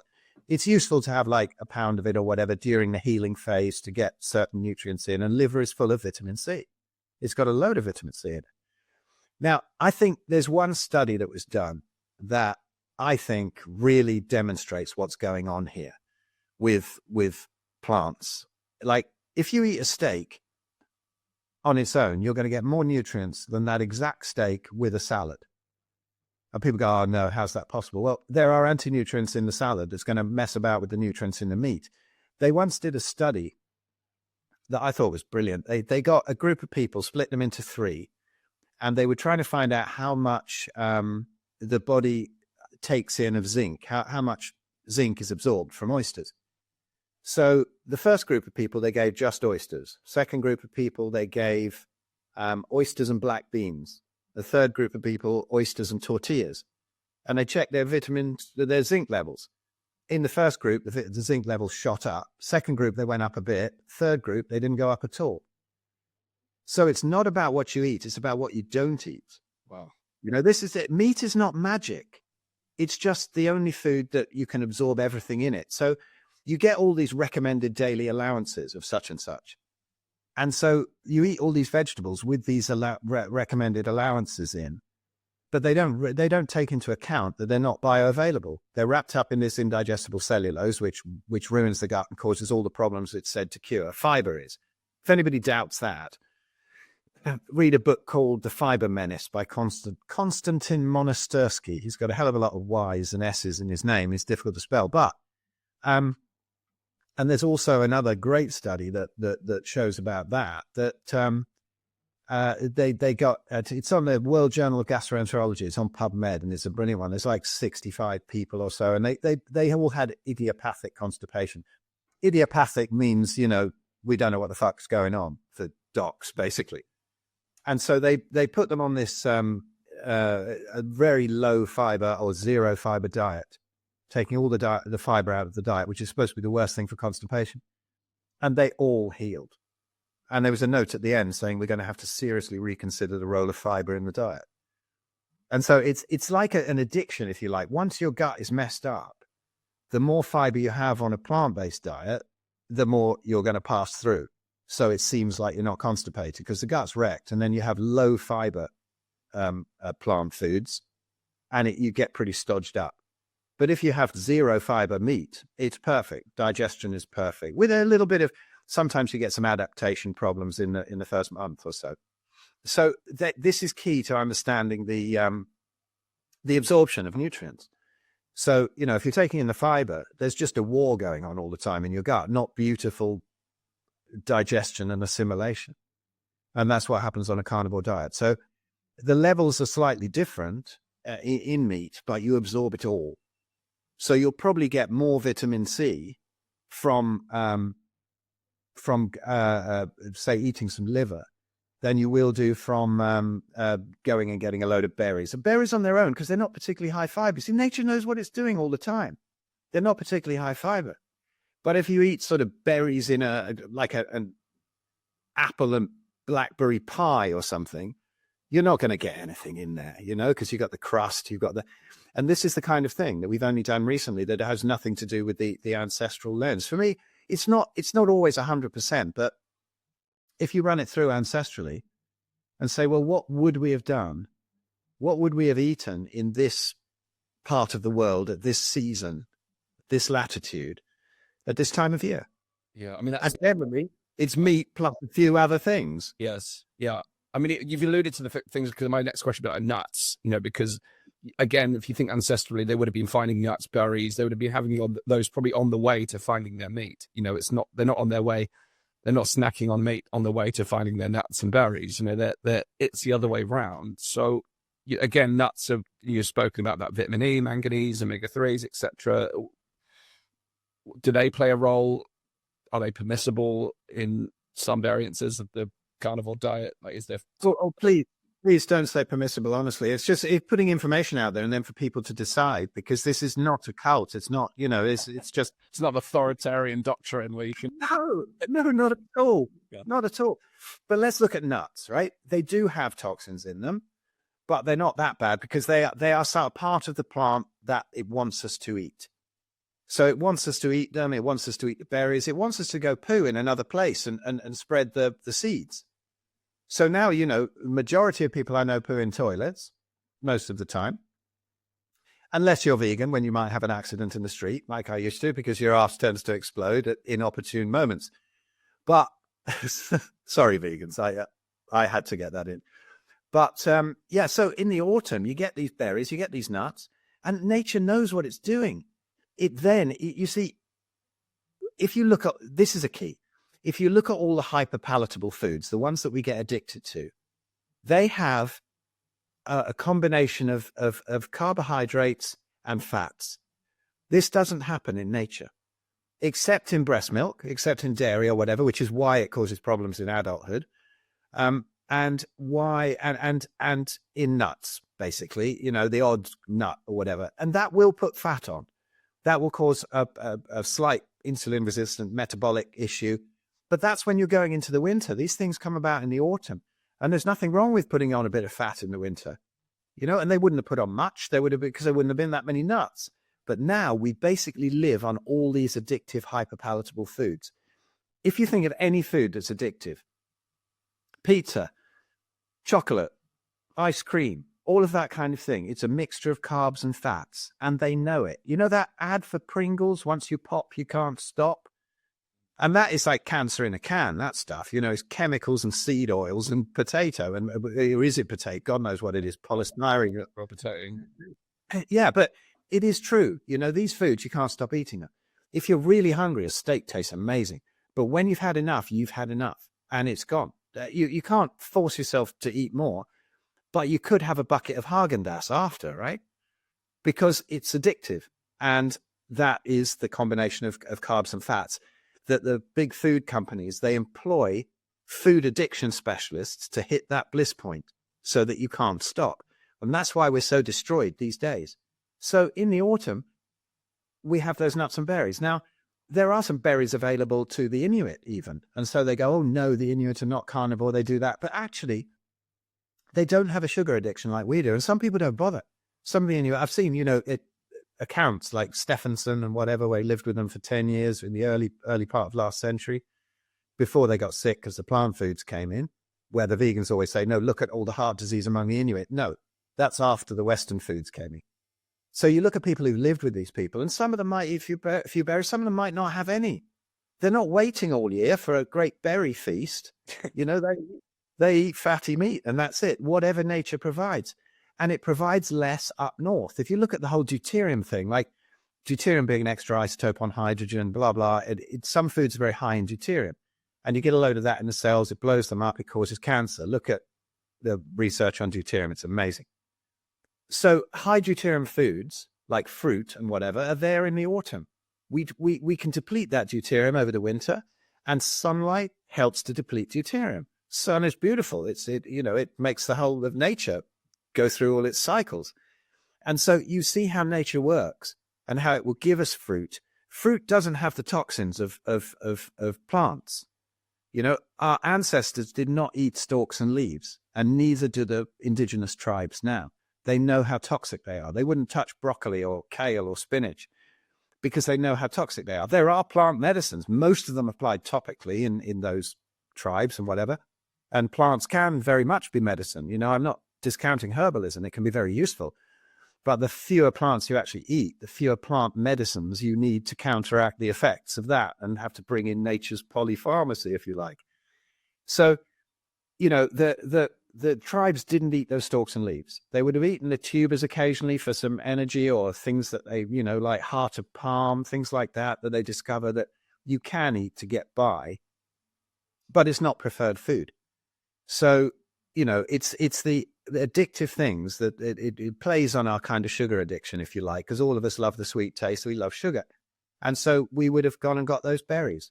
But if you look at it, I mean, I think one really good thing for people to look at if they think that there's some kind of bounty of plant foods out there, there's a series on, I don't know what it is, Sky or something like that. You can see it here and there. It's called Naked and Afraid. It's really entertaining, actually. We got quite addicted to it. Watched the whole lot, I think, my missus and I.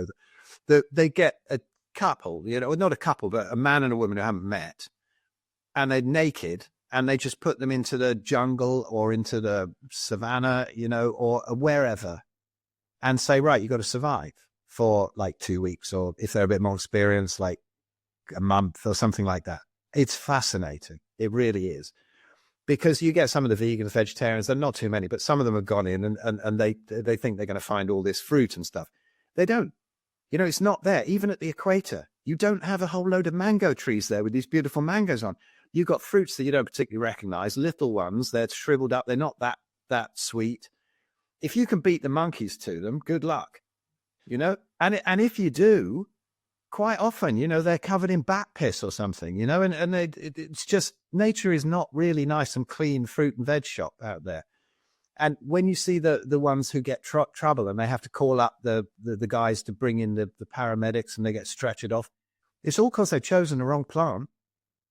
You know, the people who are on the meat, even if they're starving and they're eating snakes and scorpions and rats and stuff, they're okay. But if they get the wrong plant food, they're stretchered off. And it's hell out there. You know, the jungle is not some paradise with a load of fruit there. It doesn't happen. But yes, where there is fruit, nature wants something to eat it to go and poo it out somewhere else to help the plant to grow somewhere else. And if you eat some fruit in season, enjoy. Don't worry about it. But we don't need it. And I don't eat it. And I haven't eaten it for 10 years. And so that's it. Well, you know, I do like to go carp fishing sometimes. I like to go out for a few days and spend the nights there and chill out. I love it. Particularly when I don't catch anything. It's a pain in the ass catching anything. So I go to the really difficult lakes. So if you do get a bite, it's a real big beast, you know. I did most of my early YouTube videos were done carp fishing, sitting at beautiful lakes. But, you know, I think one time I remember telling some vegan who said, you can't be 100% carnivore. You can't be. It doesn't work. I'd been carnivore maybe 7 years by then, something like that. I said, oh, all right.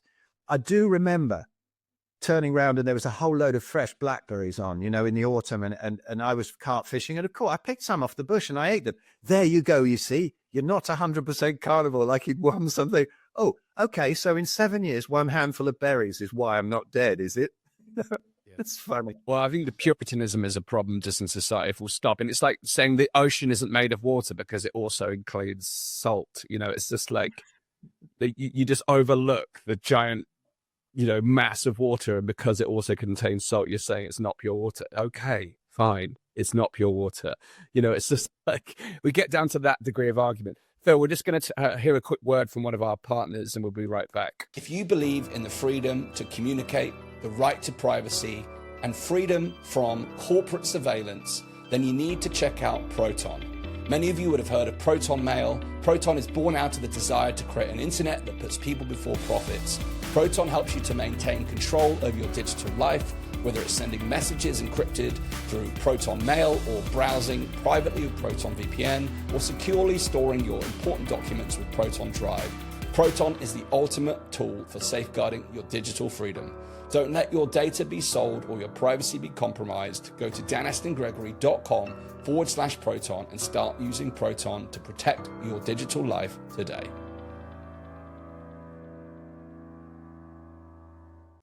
And now back to our conversation with Phil. Phil, I'd like to pivot now to talk more about the role of the carnivore diet in helping with autoimmune conditions specifically. I mentioned that I myself have struggled with autoimmune conditions throughout my life. I've had diagnosed with Crohn's when I was 21. Thankfully, I've not had any real symptoms since that initial diagnosis. I've had psoriasis, tonsillitis, various different things. But to kind of lead us into this, we were talking briefly about seasonality. And what's been really interesting for me as an individual with autoimmune conditions, as I said, I've had no major symptoms with Crohn's, but I do have some things that show up for me symptomatically. And what's been really interesting with nightshade vegetables in particular, nightshades have been probably the most harmful to my own health over time. But what's fascinating about nightshades, and there's some interesting evidence on this, is that it depends on when they are grown and picked that determines the level of nightshade toxins that were within each of these vegetables. So there is times of year where I could literally take a punnet of tomatoes, cherry tomatoes, smash them down like no one's business, nothing will happen. There's other times, the moment I put tomato in my mouth will become inflamed. It will become ulcerated and inflamed almost instantly. Things like peppers, courgettes cause me havoc, as do aubergines. You know, some of these vegetables have real impact on my own health in various different ways. But what was fascinating is learning about that seasonal aspect. You know, so how do you square off that piece when it comes to, you've touched on it, you know, with the berries and nuts. So what's your own analysis showing around our seasonal patterns? Well, I think when you're talking about symptoms at different times of year and stuff like that, it might not even be the level of nightshades or toxins in the actual plant. It might be that at certain times of year we're stronger. It's like a lot of people find that when they go on holiday, they can eat more foods, different foods, because they're out in the sun. They've got their feet on the ground. They're not so stressed. They've got all of these things contribute to leaky gut. And the problem usually with any autoimmunity really is just that there are certain things getting through the tight junctions in the gut. And so they're getting through undigested into the bloodstream. And these toxins sit in certain places in the body. Now, why do they sit in certain places and not others? This is where I put my real woo-woo hat on. And I think, you can look at emotional things and different places. People with certain emotions are connected to certain parts of the body. It's like I got, rheumatoid arthritis, psoriatic arthritis out of 30 joints with no damage, but I've really pretty much buggered up one knee and one wrist. And why did it stick there? Certain emotional patterns, I think, old traumas, stuff like that. And that sort of thing, a rheumatologist would tell you you're a lunatic. But then again, they've never seen anyone cure arthritis. So, who's right, who's wrong? But it can be to do with your mindset, how much sunlight you're getting, how much artificial light you're getting, the state of the body at the time, whether it's protecting you against those toxins. Now, nature will give you more of those toxins at a time of year when you're likely to be outside more and in the sun more. It's because nature just knows best. And so it's not necessarily different levels of toxins in the plants unless you've actually tested them. It could be more to do with the resilience of your own body. Wow. Because any autoimmune condition, whether you're treating it or not, does tend to go in cycles. It's never there permanently. It sort of comes and goes, or you get a flare and then it gets a bit better. And then as the years go on, if you don't address it, those flares get more severe and the times in between the flares get less comfortable. Because there's more damage and the gut's more leaky and the body's reacting more to those toxins. The doctors have this theory that it's the body attacking itself. I don't believe the body's that stupid. I don't believe it would attack itself at all. I think the body attacking itself is about as likely as me walking down the street and punching myself in the face all of a sudden. It's not going to happen. I think, then there's this thing about molecular mimicry where they say that the body goes, these proteins go through and then the body finds something of a similar molecular structure in some of the tissues of the body, whether it's the nervous system for MS or, the thyroid for Hashimoto's or Graves' disease or the synovial membranes for arthritis. So, and then it will start to attack those tissues. I don't believe that either. I think that the toxins get stuck in certain places and the body inflames. Another very important thing, I think, that Natasha Campbell-McBride said when she was on my podcast too, which I thought was brilliant, there is no such thing as bad inflammation. No such thing. So every medical procedure is there to kill the inflammation. If you do everything right, you will ride out that inflammation. It will stop when the body doesn't need to have that inflammation anymore to get rid of the issue. So we're always trying to block the pathway to stop inflammation, and that just puts the problem off till the future and stops the body getting rid of those toxins. So then, the most difficult thing, curing arthritis, is if somebody's been on meds for a long time, for example, suppressing those pathways. So it might not be that, it had more toxins. It might just also be that your body had cleared a load of those toxins, and so it was in a better state. So when a few more went through, it cleared them with less discomfort, for example. And your discomfort being mainly digestive, I would say, with the sort of ulcerative colitis diagnosis or whatever, or Crohn's or whatever, it's all the same thing. It's all the same thing. It's all just different levels of exactly the same thing, but they put these diagnoses on them, It's all the same thing, just gut dysbiosis. And so if your gut was in quite a good state at the time and it had calmed down, then it would have passed those tomatoes through without any problem. But they were never good for you. I'm sorry. Yeah, I mean, the thing is, my own analysis on this has led me to the conclusion that leaky gut is the fundamental problem. No matter which way I look at it, there are a few things. I mean, I took this long list of things and I tested for a load of them to rule them out. Hashimoto's, all these various different things. I ruled out a ton of different things and got down to, okay, it's leaky gut.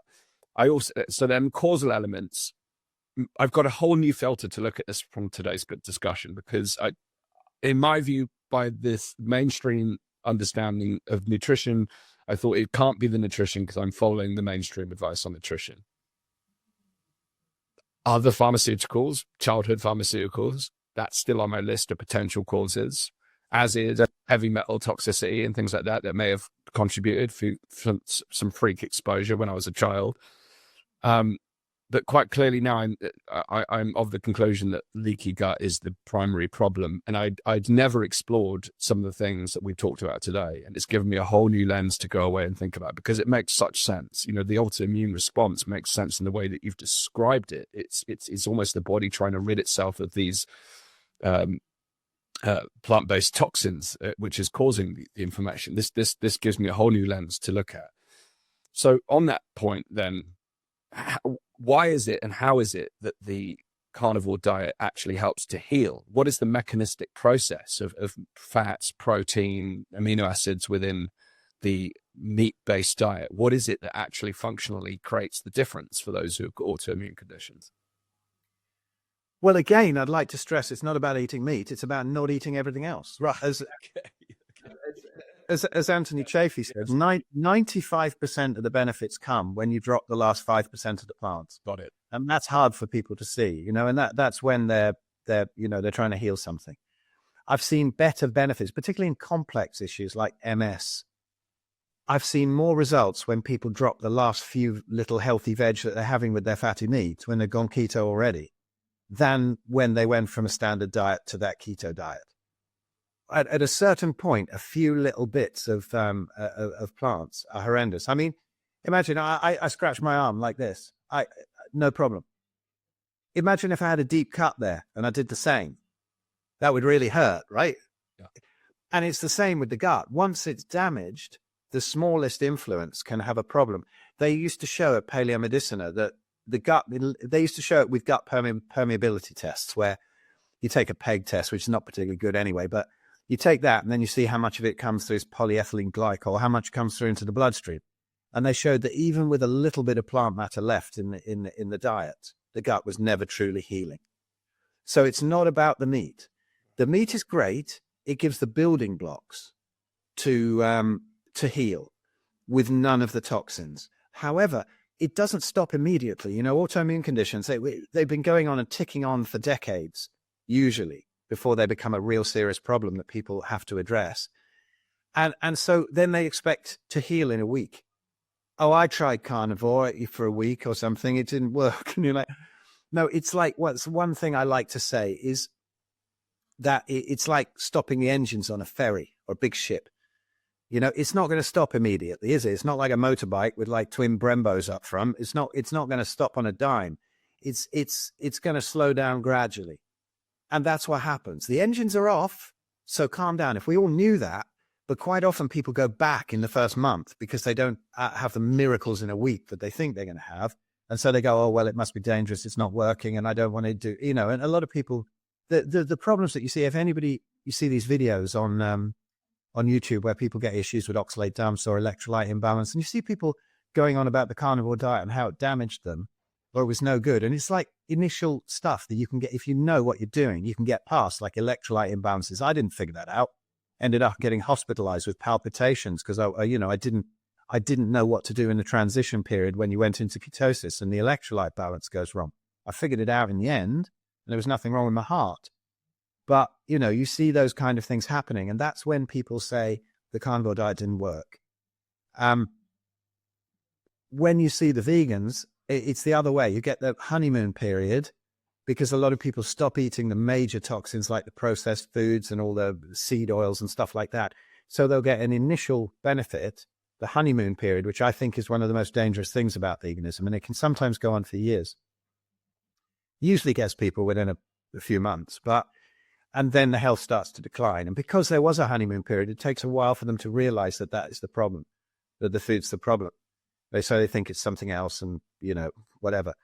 But if you don't eat those plant toxins, the plant toxins get clear. And also, quite often, things can get worse before they get better. Like when I came off all that juicing and whatever and went keto, then I got kidney stones. Was it the meat? No, it wasn't. You can't get kidney stones in 3 months. But 3 months later, I had a massive kidney stone. And that was because the body can then release a load of the toxins.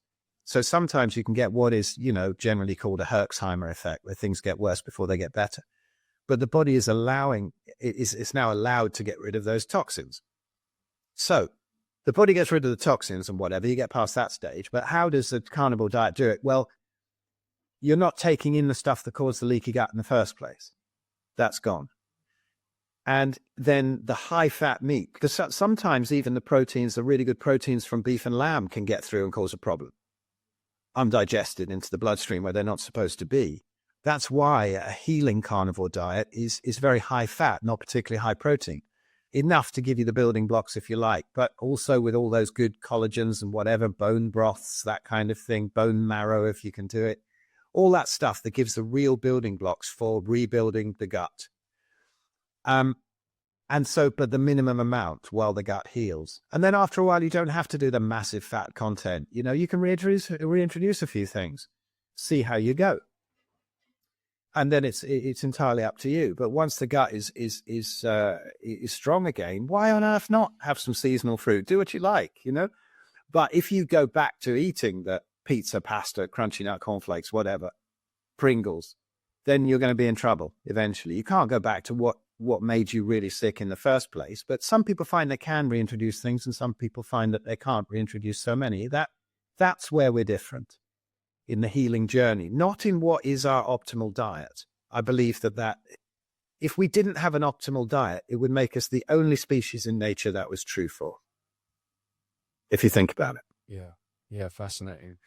My question then is, there's such a minefield. So you mentioned keto, paleo, carnivore. How are these things all connected? You know, if we're seeking for that optimal diet, how do we navigate all these different protocols that have similarities but differences? What's the holy grail? How do we find it for ourselves? And you say that we're all the same, you know. So, the other part of I'm just thinking out loud now, Phil. The other part of me is now like, well, if your heritage, let's say your ancestral link is to a different part of the world and you're domiciled now, you know, is our domiciled environment now more likely to be, you know, the meat that's normally raised in this country versus, you know, if your heritage is in Africa, for instance, you know, would they have had a different lineage and therefore have slightly different requirements, or are we literally the same? We're so far away from our ancestral diet, you know, which was local animals, local plants when they were in season, that we can't possibly tell.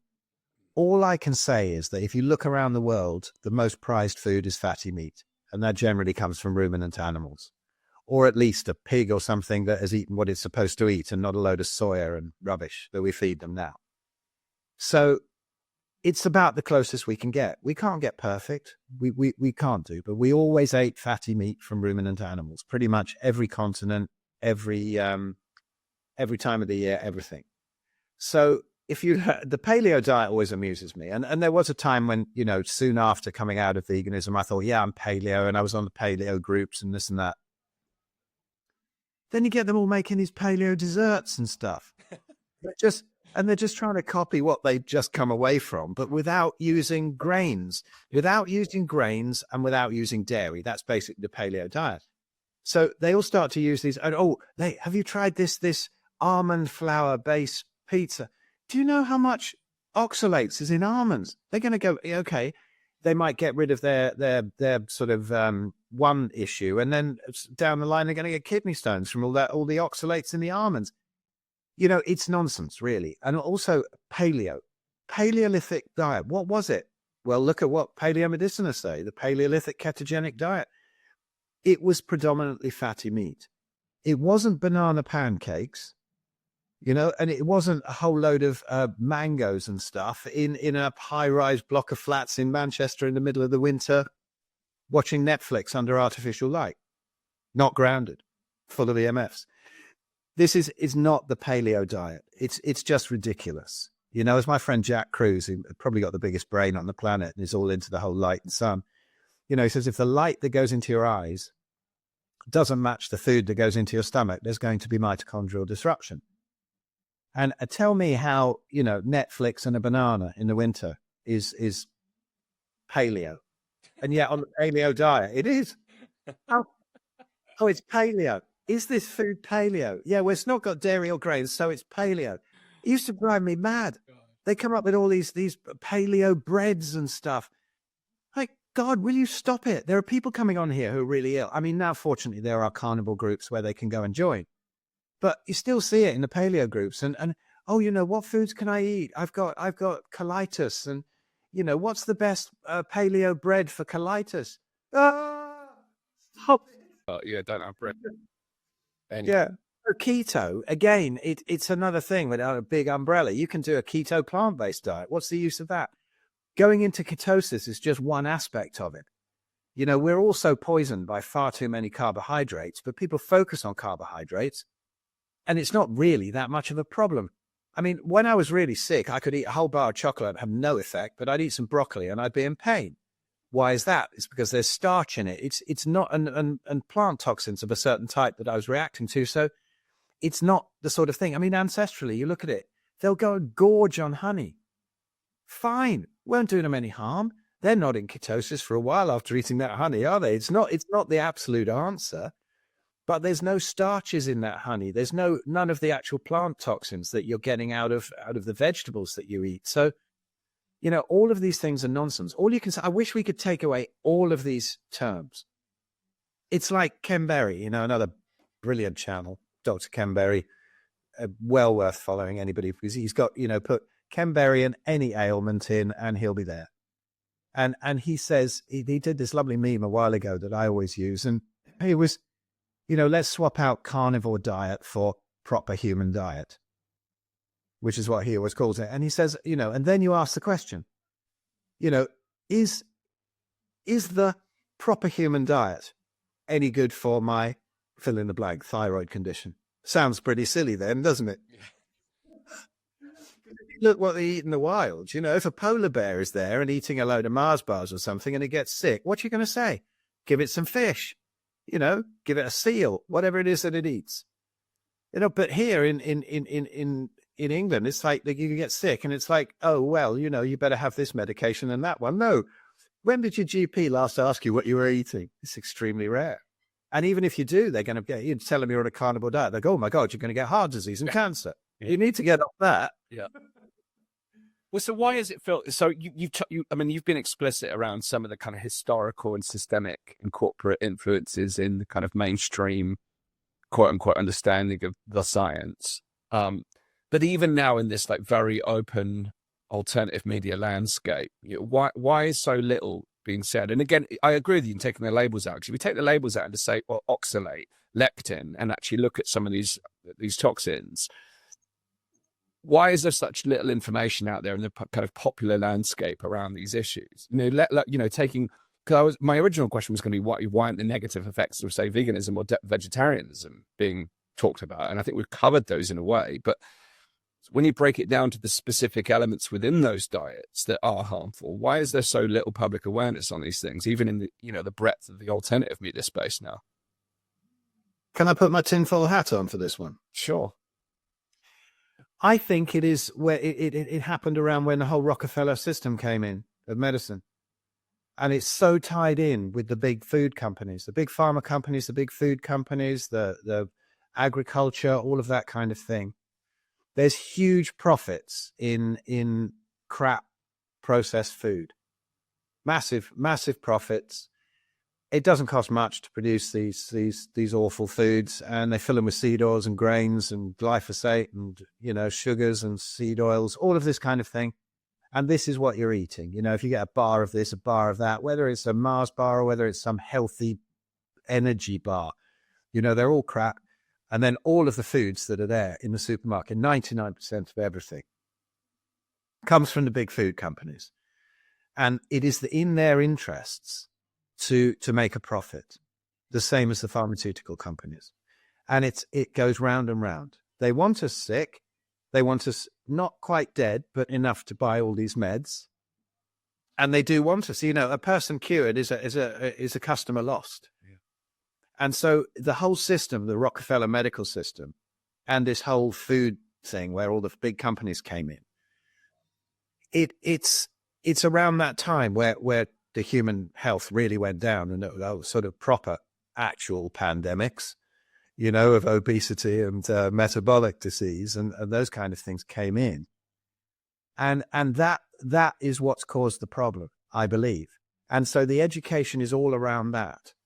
And when you see doctors, like Ken Berry, Anthony Chaffee, Sophie Clements, Sean Baker, all of these people and many others now, they're waking up to all of the sides of this and realizing that a whole lot was based on absolute pseudoscience. And you see, as Anthony Chaffee often says, when they show a benefit, even though the data's skewed and there's not usually much benefit, when they show a benefit of somebody going from a regular diet, with all the processed foods to at least what they call a whole foods diet, and they show these benefits, it's in comparison to what? Yes, it's in comparison to when they were there and probably drinking all the time, smoking, whatever they did, and then they might add some exercise, and they have a whole lifestyle change, then they see a bit of a benefit. So it's compared to that. What we need is studies showing a comparison between somebody who's on a plant-based diet and somebody who's on a carnivore diet, a proper carnivore diet. Now, if you look at the recent Harvard study of carnivore one as well, Phil, it has to be long-lasting. It has to be a very long to really demonstrate the impact. Lifestyle studies. Yeah, but definitely. But because these studies aren't in existence, well, actually, because it doesn't come out in the mainstream, at least they've been studying keto. Keto is the most studied diet out there that there is, but those studies do not come into the mainstream. And even, just with looking at ketosis, they're seeing incredible benefits. Well, this current, you can't talk about keto on YouTube anymore. It's basically been blanked out. Like it's the new COVID jab. You can't talk about it. Yeah, it's a bugger, isn't it? But if you look, there's enormous amounts of studies there. I mean, if somebody wants to go look at them, if you look up Zoe Harcum and look on her site, and she has a section with studies, and it's like hundreds of studies that completely throw into question the modern dietary advice. And these will not come out in the mainstream because you look at who owns the media, and it is the pharmaceutical companies. They have huge stakes in the media. And they have, they don't, not allowed the adverts here, but in the States, every break is some kind of new med. Ask your doctor about so-and-so. And there's all these happy, smiling people, and I'm on this med and that's why I'm happy. And it's pushed down our throats constantly. And so people don't realize what a huge stake these people have in the mainstream media. Yeah, I mean, so if you look at everybody in America, Phil, is literally called the Food and Drug Administration. I mean, it's got the word food and drug next to each other. I mean, it's just like, exactly. That's how messed up things are in the US. Yeah, I like to think of it as the Fraud and Deception Agency. Same thing. Yeah, exactly. Yeah. But you look at what's coming out from all these mainstream things, but you see how many people are actually waking up now. You see, like you go to a Facebook page where I remember going to one diabetes page and they're saying, you must keep your blood sugar levels up. Make sure you have complex carbohydrates. All of the responses now are you insane? Have you not seen that diabetes clears up? Why are you still pushing this propaganda about all these comments, And you can see it with a lot of the things that people are waking up about these days. Somebody puts some comment up, and so many people are waking up now. There's very few people who are saying, oh, yeah, that's interesting. You're a great help and all that. No, they've all seen through the propaganda. And there's more people realizing it's only the mainstream media that is pushing this kind of thing anymore. You look at all the alternatives. You find me an alternative channel that's saying, oh, you must eat a load of complex carbohydrates and processed food is fine. And they're just not there. The alternative channels are all cottoning onto this. Like you said, some of the vegetarian people thinking, oh, well, actually, maybe these seed oils are not so good. Maybe this is not so good. Maybe the cholesterol theory is wrong. Okay, we've gone all the way to fatty meat, although us carnivore lunatics. But you mentioned earlier, is it extreme? I don't think it's extreme. I think it's just basic. I put a video up like probably 5 years ago or so, again, sitting at my carp lake musing. And, is it kind of, you've gone from one extreme to the other. It's not extreme.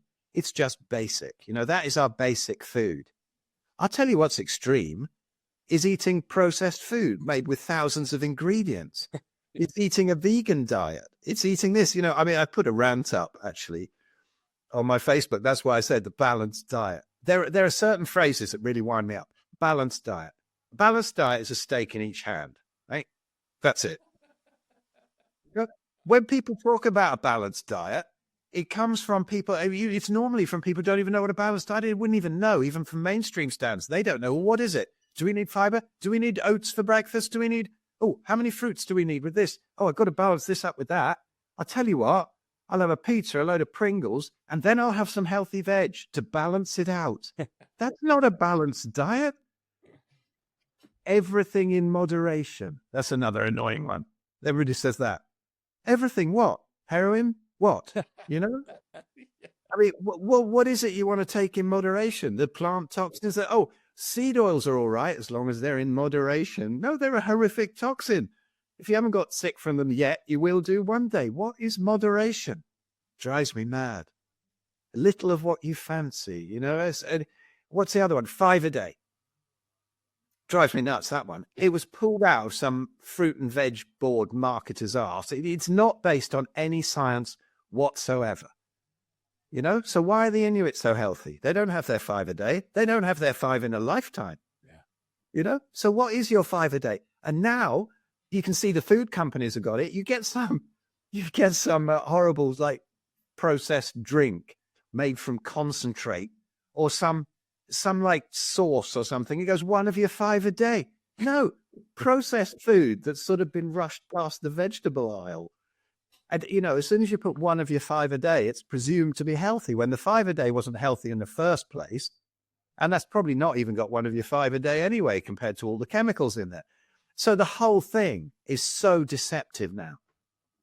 Drives me mad. So yeah, I'm with you. So Phil, I want to address one of my elephants in the room, which I already have some of my own answers to this, but part of what in 2025 has brought me to strong awareness, even stronger awareness about what am I putting in my body, is this campaign with the Bovaer going into meat, into the food supply. So if you've not heard of Bovaer is a very toxic chemical that they are now feeding the cows, well, specifically Arla branded foods, which unfortunately, when you look at the supply chain that Arla that supply, it's significant into the major supermarkets. I've looked at the studies; they're appalling studies, but they've shown appalling results. For instance, in one of the studies where they tested on 4 cows, 50% of them died. They don't say 50% because it was 2 out of 4. That's 50%. That's half the cows.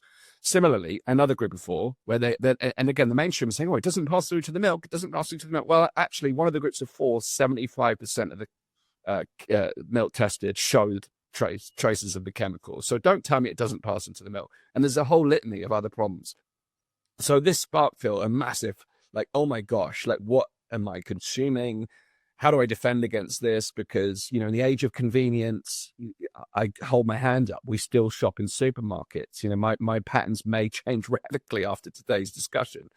But Bovaer is and when I started writing about Bovaer, I got a load of pushback. It's like, what about antibiotics? What about vaccines? What about this? I'm like, absolutely. I'm not saying that they're not a problem. I'm just saying this thing is like, if we can avoid this stuff going into cows now, like, why would you just say, oh yeah, just put another one in because there's already this other junk in there. So my rant aside, you know, we've talked about toxins in plant products, but what about toxins in animals, Phil? I mean, like vaccines, antibiotics, hormone adjustment, all kinds of stuff. How do I handle that? Well, the worst meat. Coming out from gatherer, like moving somewhere, like where there's no corporations, and just being like getting back to the days of the spear. Well, yeah, I mean, the worst meat is far, far better than the best, in inverted commas, veg. I think that we need to stop all of these horrible things because it's not the first time it's happened. They've done sort of jabbing at animals and they caused pandemics. What they call pandemics. I mean, let's not get into whether viruses even exist and the virus theory and all of that. But, you know, they do fake pandemics in animals the same way as they do in humans. And, you know, they register your chicken. I mean, I thought, isn't that beautiful? You got to register your chickens. And people blew up the system by registering their frozen chickens, rubber chickens, everything. Hilarious. I thought that was absolutely brilliant. That just shows the sense of humor that people have got, and they've had enough of this crap. But yeah, the Bovaer thing is pretty horrific. It's also been shown to cause infertility, and this is again what they've made no secret of. You know, with their Agenda 21, Agenda 2030, all of this sort of thing, they want to depopulate. They do. It's not a conspiracy theory. It's all out there. The whole eugenics thing. They think that there's too many people on the planet. There aren't. There is for the way that they're trying to feed us now, because all the crops that everybody relies on are destroying the soil and the whole ecosystem's there. You know, there's nothing that kills more animals. There's a little excerpt from Rogan with Ted Nugent, the guitarist, on there. Just put Ted Nugent, vegans kill everything. Love it.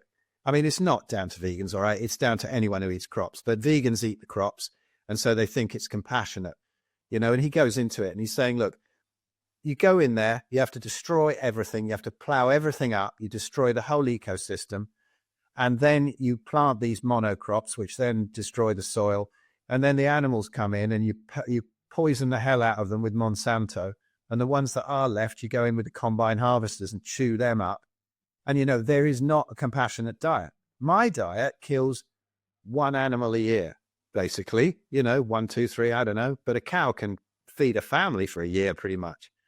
Now that's one cow. If it's grass-fed back on the land, there's no damage to the ecosystem. There's nothing. They don't need any of this crap. They don't need any of the hormones or antibiotics, which actually are at much lower levels than people think, even in crap meat. If you actually listen to people like Professor, what's his name? It'll come to me. But, you know, some of the people who actually work in this industry who understand about it, and they say the levels are much lower, but they shouldn't have to inject anything with anything. You know, no wild animal gets injected with stuff. It's ridiculous. If they're out there eating the healthy stuff, and it's all based around this climate hoax business. You know, if you really look into the climate thing, it's absolute nonsense. If you look back further and really zoom out on the picture, yes, climate changes, and it's nowhere near as warm as it has been in the past, nowhere near as high plant food levels, which they call, you know, CO2 and think it's a greenhouse gas. It's plant food. And what effect is a burping or a farting cow going to have on that? It's ridiculous. Honestly, they've got to look at how much vegans fart. Seriously, they should be sorting them out. Vegans are causing this problem. So anyway, they're doing this to stop the cows burping and farting so much and reducing these methane levels or CO2, whatever it is. Anyway, they put this Bovaer stuff in. Now, are you telling me that the massive mega herds that used to go across the plains in North America, as far as the eye could see, you couldn't even see the ground, did they hold their farts in?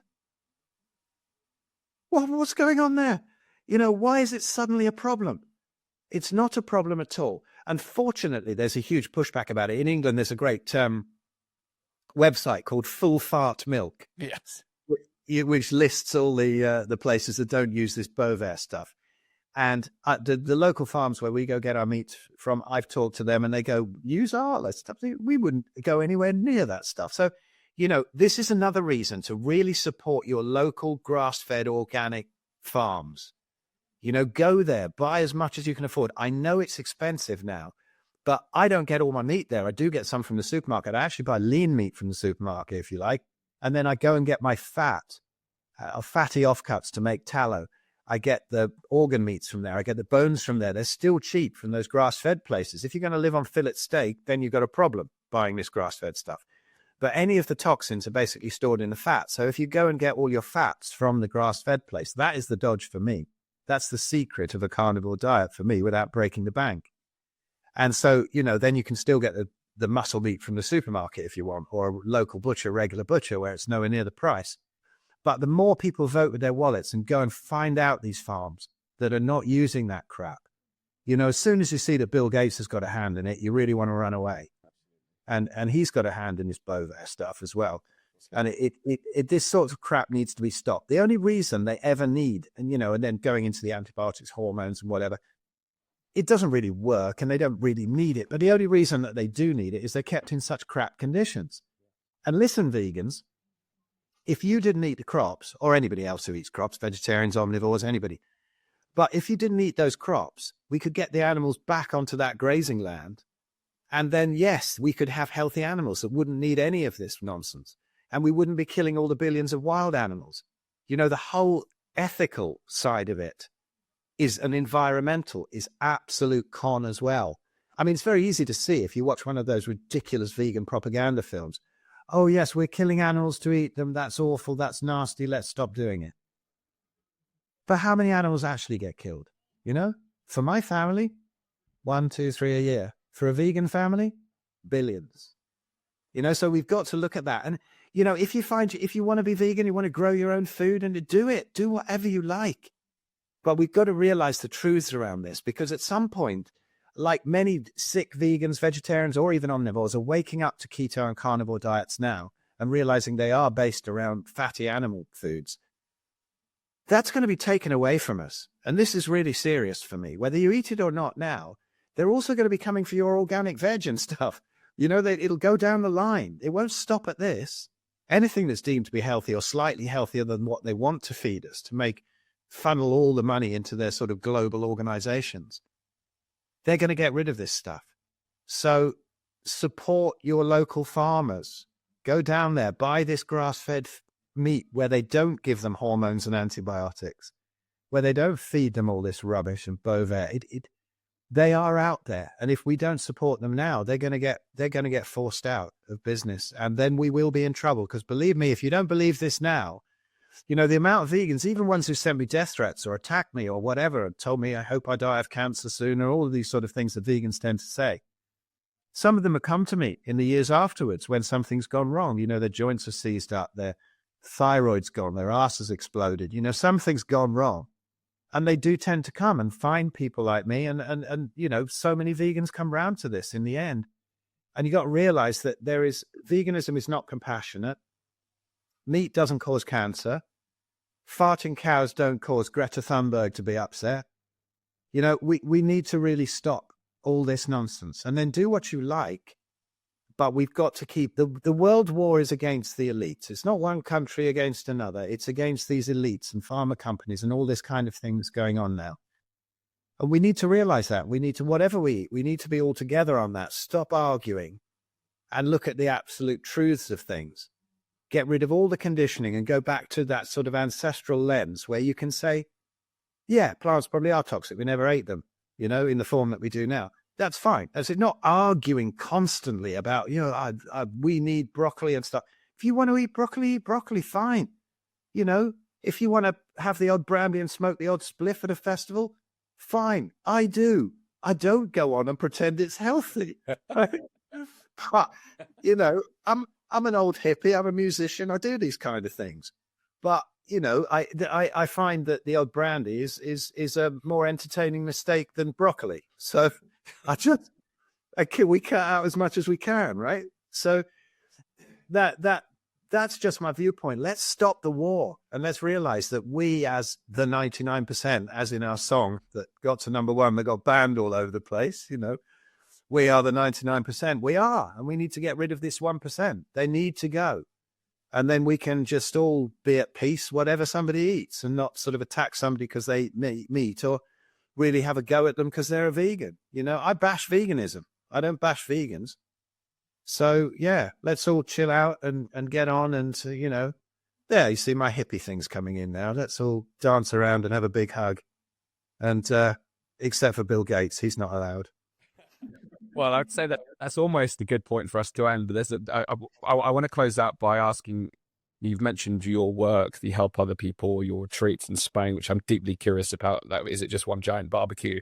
But before we come to that, I do want to ask you one more question. For those people who've been listening to that and think, you know what, Phil, I'm on board with what you're saying. I want to give this a go. But actually, earlier on, you mentioned this thing about if I suddenly go from eating all this stuff to then suddenly going all in on meat, like I might have some issues. Like, how does someone get started? What's the easiest way or best way for anyone who wants to embrace the carnivore diet? Like, what's the get started plan, like, for someone who wants to eat? Do they ease in? Do they dive in? What's your most practical advice for someone who wants to try this out? I think there's a lot of theories on this, and some people say you really should ease in because you can get problems if you go straight in. Well, I guess I did ease in, but if I'd have known about it earlier on, I'd have gone straight in. But I think it depends in a way if you're an abstainer or a moderator. You know, it's like some people can have one square of a bar of chocolate, right, and then leave it for a week and have another square. My missus is like that. She'll have one square off it, and then the whole thing's gone because kids have found it or whatever. and it's gone in 5 minutes. And she goes, where's my chocolate? I said, what chocolate? You bought one bar. That lasts 5 minutes, right? No, you can eat a little bit now and again. No. Well, some people can, some people can't. So if you're somebody who isn't that sick already and you can taper off and you want to do it that way, absolutely do it. People have done it a million different ways. If you're very, very sick, I really think that it's best to go straight in. And some people, including some very wise people, would argue with me about that. But I think the only problems are going to come from adaptation phase. And then if there are problems like electrolyte issues, keto, flu, the microbiome readjusting, sometimes you can get the runs or appear to be bunged up for a while, although there's no bloating or pain. You just don't go so much. Things like that. I think it would be best to get onto one of the carnivore docs, or get on. If you've got autoimmune, say, I'm not up. We English don't like to promote ourselves, but yeah, get on to me. And I'll do a consultation. I'll take you all through it, because, not only do I know all about it, but it isn't rocket science, but I also know all the tweaks and what might go wrong and exactly what you might experience, because I've been through it myself. I've got a 15-year history of it, really. Well, longer than that, but I sort of woke up to it that long ago. But there are lots of channels, the three good docs, I'd say: Sean Baker, Ken Berry, Anthony Chaffee. The information on their channels is very, very, very good. Just starting carnivore.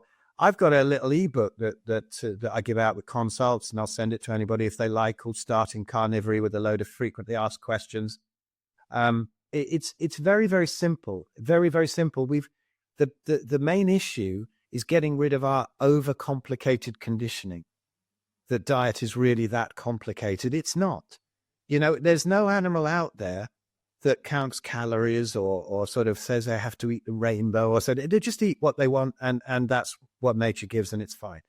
And if we can get back to that, but if you need science, go for that. I'd say those three: Ken Berry, Anthony Chaffee, Sean Baker. Their channels are full of really good, sensible info, backed up by proper science, not the science. and they're very, very good. Anybody out there's got it. Richard Smith in this country. Richard Smith is fantastic, as is Lee Copus on his Ken Carnivore channel. He's a good friend of mine. Jonathan Griffiths. There's so many people. Stephen Thomas, UK Carnivore there. He's great. I know all these guys. We all know each other. And my speciality is in autoimmunity. And if you do have that, I do have a course, and I think it's the most comprehensive course. And again, it's beautiful to look at. It's not, well, I'm not that beautiful to look at, but the lake is, and I did it there, sitting at the lake again. So I did all these 30 different videos of covering everything of exactly what you want to do, what you should be doing in all aspects, everything from food to light to emotions, but also a ton of links underneath for further investigation. If I'd have had that course when I was really sick, it would have literally saved me 5 years of messing about, and I'd still be able to sort of sit in lotus position and do heavy squats in the gym, which I can't anymore because of this knee. But it would have saved me that. So, and that's not much money at all. You can find it all. It's a link. My website is a bit under construction, sort of renovation at the moment. But my link tree that hopefully I'll put underneath, all of these things are there. But if you really want to get down to your own personal thing and have some one-to-one, I do consultations. I love doing them. You'll get the course free as well if you do a consult. But there's also my groups. I've got Facebook groups. They'll all be on that link tree. I've got Facebook groups for carnivore and for autoimmunity as well. My rheumatoid arthritis group, my 100% carnivore and beyond group, which is, it's not serious like the other ones. You don't get banned for putting up a picture of some broccoli. It's not going to happen. Somebody who has a go at somebody for putting, yeah. Somebody who has a go at somebody for posting a picture of broccoli is more likely to get banned from my group, because I don't like militants. I don't like people attacking other people. So yeah, there's nothing wrong with taking the piss and saying, there appears to be some scenery with your steak, or it's grown a hairstyle or something. Nothing wrong with that, but no attacks. So my groups are good. I run the Big Fat Challenge with Ben Hunt. If you've got some metabolic issue, that the content we've got in that course is incredible. And it took us 18 months to put it through. There's so many modules in there, everything to do with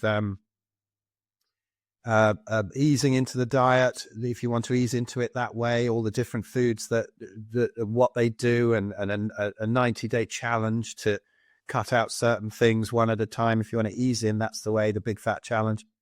I love the content that Ben's done. He's such a genius. He does all the proper, tech stuff that I can't do. So the site looks beautiful. Amazing. And tons of freebies in there. You even get our Red Pill Revolution books, and you get my Arthritis, the Best Thing That Ever Happened to Me, which is the Kindle bestseller that I wrote back in before I went carnivore, actually about a year before I went carnivore. But that's quite an entertaining book. Gets some great reviews. We get that free as well. There's loads of freebies on the Big Fat Challenge. But, it's not rocket science. What you need is support along the way, particularly if you've got some issues. And I do that with through my Substack, which will be on the whatever anyway. I do for the paid members, they're only $19 a month or whatever, and just that's 4 Zoom calls on Sunday nights to help you through. And I think one of the most important things is the first module in my course as well, which is confidence and support. Because if you're on your own, something goes wrong, and you go, oh my God, and panic. They were right all along about saturated fat and meat. Oh, this is awful. But if you can have some nice little support group, and I don't have many, I just have a few. It's a little group, so you'll always get a chance to chat and go through stuff. What's often very inspiring is to see somebody a month down the line, rather than somebody like me who's like 10 years down the line. Let's get somebody a month down the line, or the same journey, or 6 months down the line. Then you can all discuss that. It's fresh in their mind. Somebody sent me a page from my book. They scanned it, sent it through, and they said, wow, look at this. And it was a bit that I've written to a rheumatologist early on when I was scared and confused. And there were symptoms going on for 2 pages, everything. And they said, wow, look at all this. Have you got rid of all those? And I didn't even remember half of them. So, oh yeah, the body does that, doesn't it? And if you go through the medical system, they throw you from one department to the other, to the other, to the other, and you end up with, rattling with pills. But the body, the cure is the same for everything. You get out of the way, the body fixes all these things. And it was like, oh yeah, that was a problem. Yeah, that went after about 3 weeks. Oh, that took about 6 months. Oh, that one took, I was looking through it. I'd forgotten all these ailments. And it's amazing. But that's why it's much more inspiring sometimes to get a group of people who are on the same journey, to be able to meet up and chat. Because I think a lot of people who go onto this diet, people do think they're nuts. Friends and family are always trying to discourage them. It's sitting in a restaurant or something and you get a steak and people go, you're going to die of heart disease. And they've got a pizza and a can of Coke and stuff, and they'll have a dessert. And then say, well, I'm the only adult here who can fit my ass on the chair and you're worried about me? Yeah. It's funny. So, to see people who are on the same pathway and to be able to chat with people. I think that's so important. Whatever you do, whoever you go to, whether it's me, somebody else, Anthony's group, whatever, a lot of people run these groups, and to have support and to know that you're not barking mad and you can come along and go, oh my God, my family are onto me again. And it's not all about, what do you eat? It's about some support. No, you're not mad. You're not mad at all, to get to chat with people with the same mindset. And that's why we do the events as well, the live events. Well, tell me about the retreat. Spain. I'm so curious. I'm like, this must just be one big barbecue party. Like, what is going on? What goes on at Carnivore Retreat?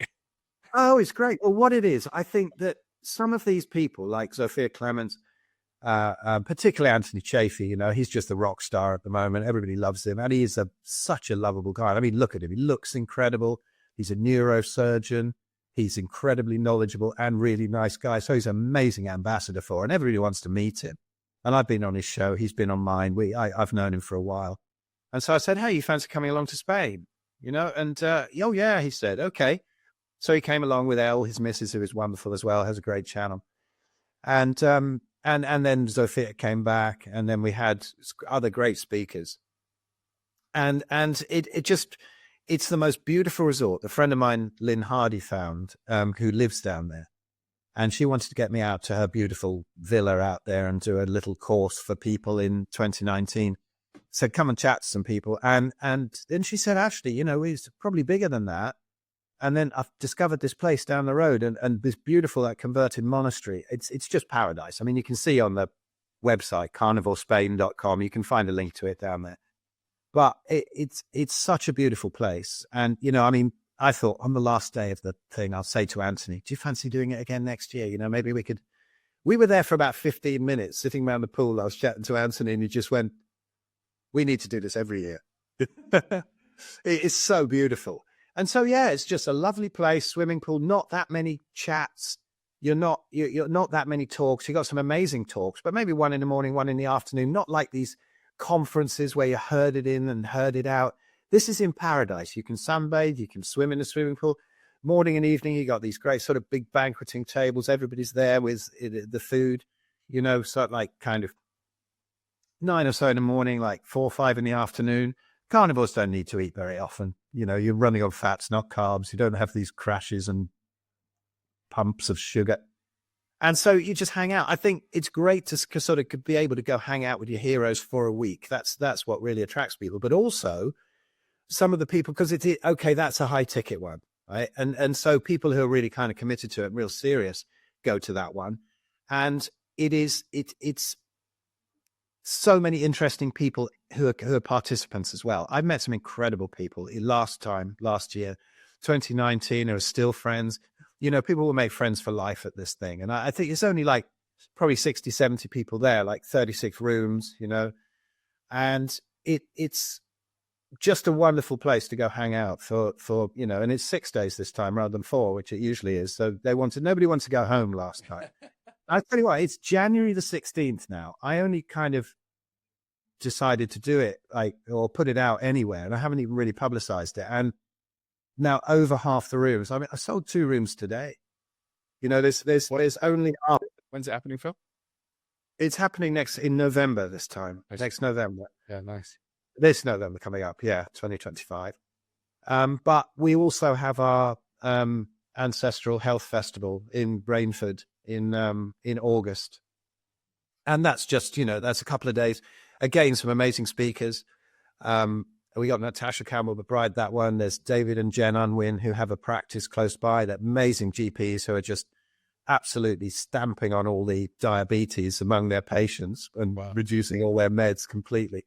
They're great. You want to hear some science? These are people who are actually these are proper docs, not some drummer like me.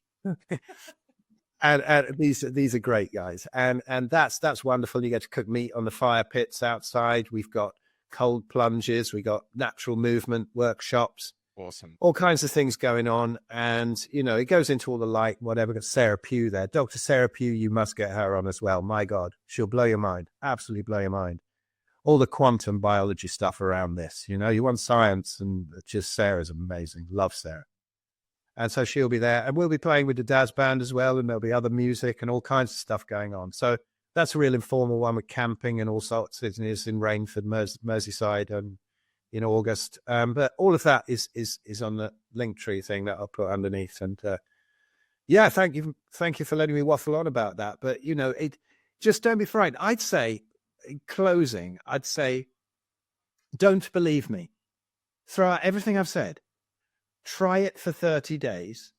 Whoever you are, obviously, if you're a vegan, you're probably going to take longer to come around to it, but if you're not, if you're not averse to this idea, try it for 30 days. Even a vegan diet won't kill you in 30 days, right?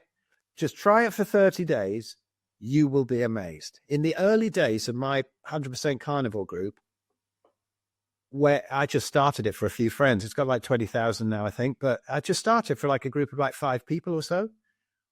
And when it expanded to about 100 and there was some sick people on there, what amazed me more than the sick people getting onto it and getting better was the partners who went on all just to support them. And then I'd get loads of posts from them going, I thought I was pretty healthy, but wow, now I don't snore anymore. The last of the belly fat's gone.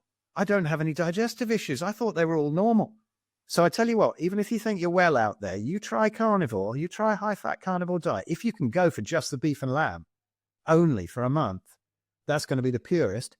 Just give it a go for a crack, and then you come back and argue with me. Wow. I'm inspired to give it a 30-day protocol and track my progress, and then even go the other way and do the reverse. So like I'm like, shit, I don't want to damage my health, but it's like, it'd be very interesting to compare and contrast 30 days of the opposing protocols and just noticing how I feel, but also if I can get some proper medical data, if I can work with local experts on blood tests and things like that to actually just monitor the actual vitals. It'd be really fascinating to see the actual impact. So watch this space. Maybe I'll take that on. Yeah. One quick caveat on blood tests is that the blood tests are designed for people who eat pizza and pasta as an average of them. Right. And then also adapted to sell as many meds as they can. True. Things that happen on the carnivore diet, particularly in the first month, things can go kind of strange according to docs, and they'll warn you against it. Right. It isn't strange. It's just more natural, and it's the body readjusting. And they're always only a snapshot on that day, remember. They could be different an hour later, a day later. You got to watch out with blood tests and have somebody interpret them who really understands, like my friend Stephen Thomas in England here. Fair point. Cool. Well, maybe I'll get in touch and we can design a 30-day protocol for me to do live and experiment with on the show. So, Phil, this has been enlightening. Thank you so much. I'm definitely, particularly with the retreat in November, I'm thinking, well, it's my birthday month, so maybe we'll see you out there. We'll see. Oh, mate, do it. Yeah, definitely. Yeah. Yes. So watch space as well. I'm very keen to explore. So all the links that we've discussed today will be in the chat. You'll see that in the description. If you're watching this on YouTube, Rumble, Odyssey, Spotify, or Apple, wherever you're listening to this, you'll find all the links below. Thank you so much, Phil, for this deep and extensive conversation. We've been here for more than a couple of hours now, so a great conversation. And do go and check it out. And if you let us know your thoughts on today's discussion, was there anything that opened your eyes? Have your mind changed on anything else, on anything that we've discussed today? What's come up for you as we've gone through this discussion? Do let us know in the comments. Let us what else you'd like us to talk about on the show in terms of health, diet. We're extending our range of conversations in this regard because we really want to bring home things that can make a difference to the quality of your own life as well as what's going on in the mad world around us. So do let us know in the chat. And if you're not yet part of our Live Free and Prosper community, head over to danastingregory.com/support and you can join our community of free thinkers who are out there challenging the status quo and trying to navigate our way through these crazy times. So again, that's danastingregory.com/supporter. Thank you again, Phil. And until next time, live free and prosper. Thanks, Dan.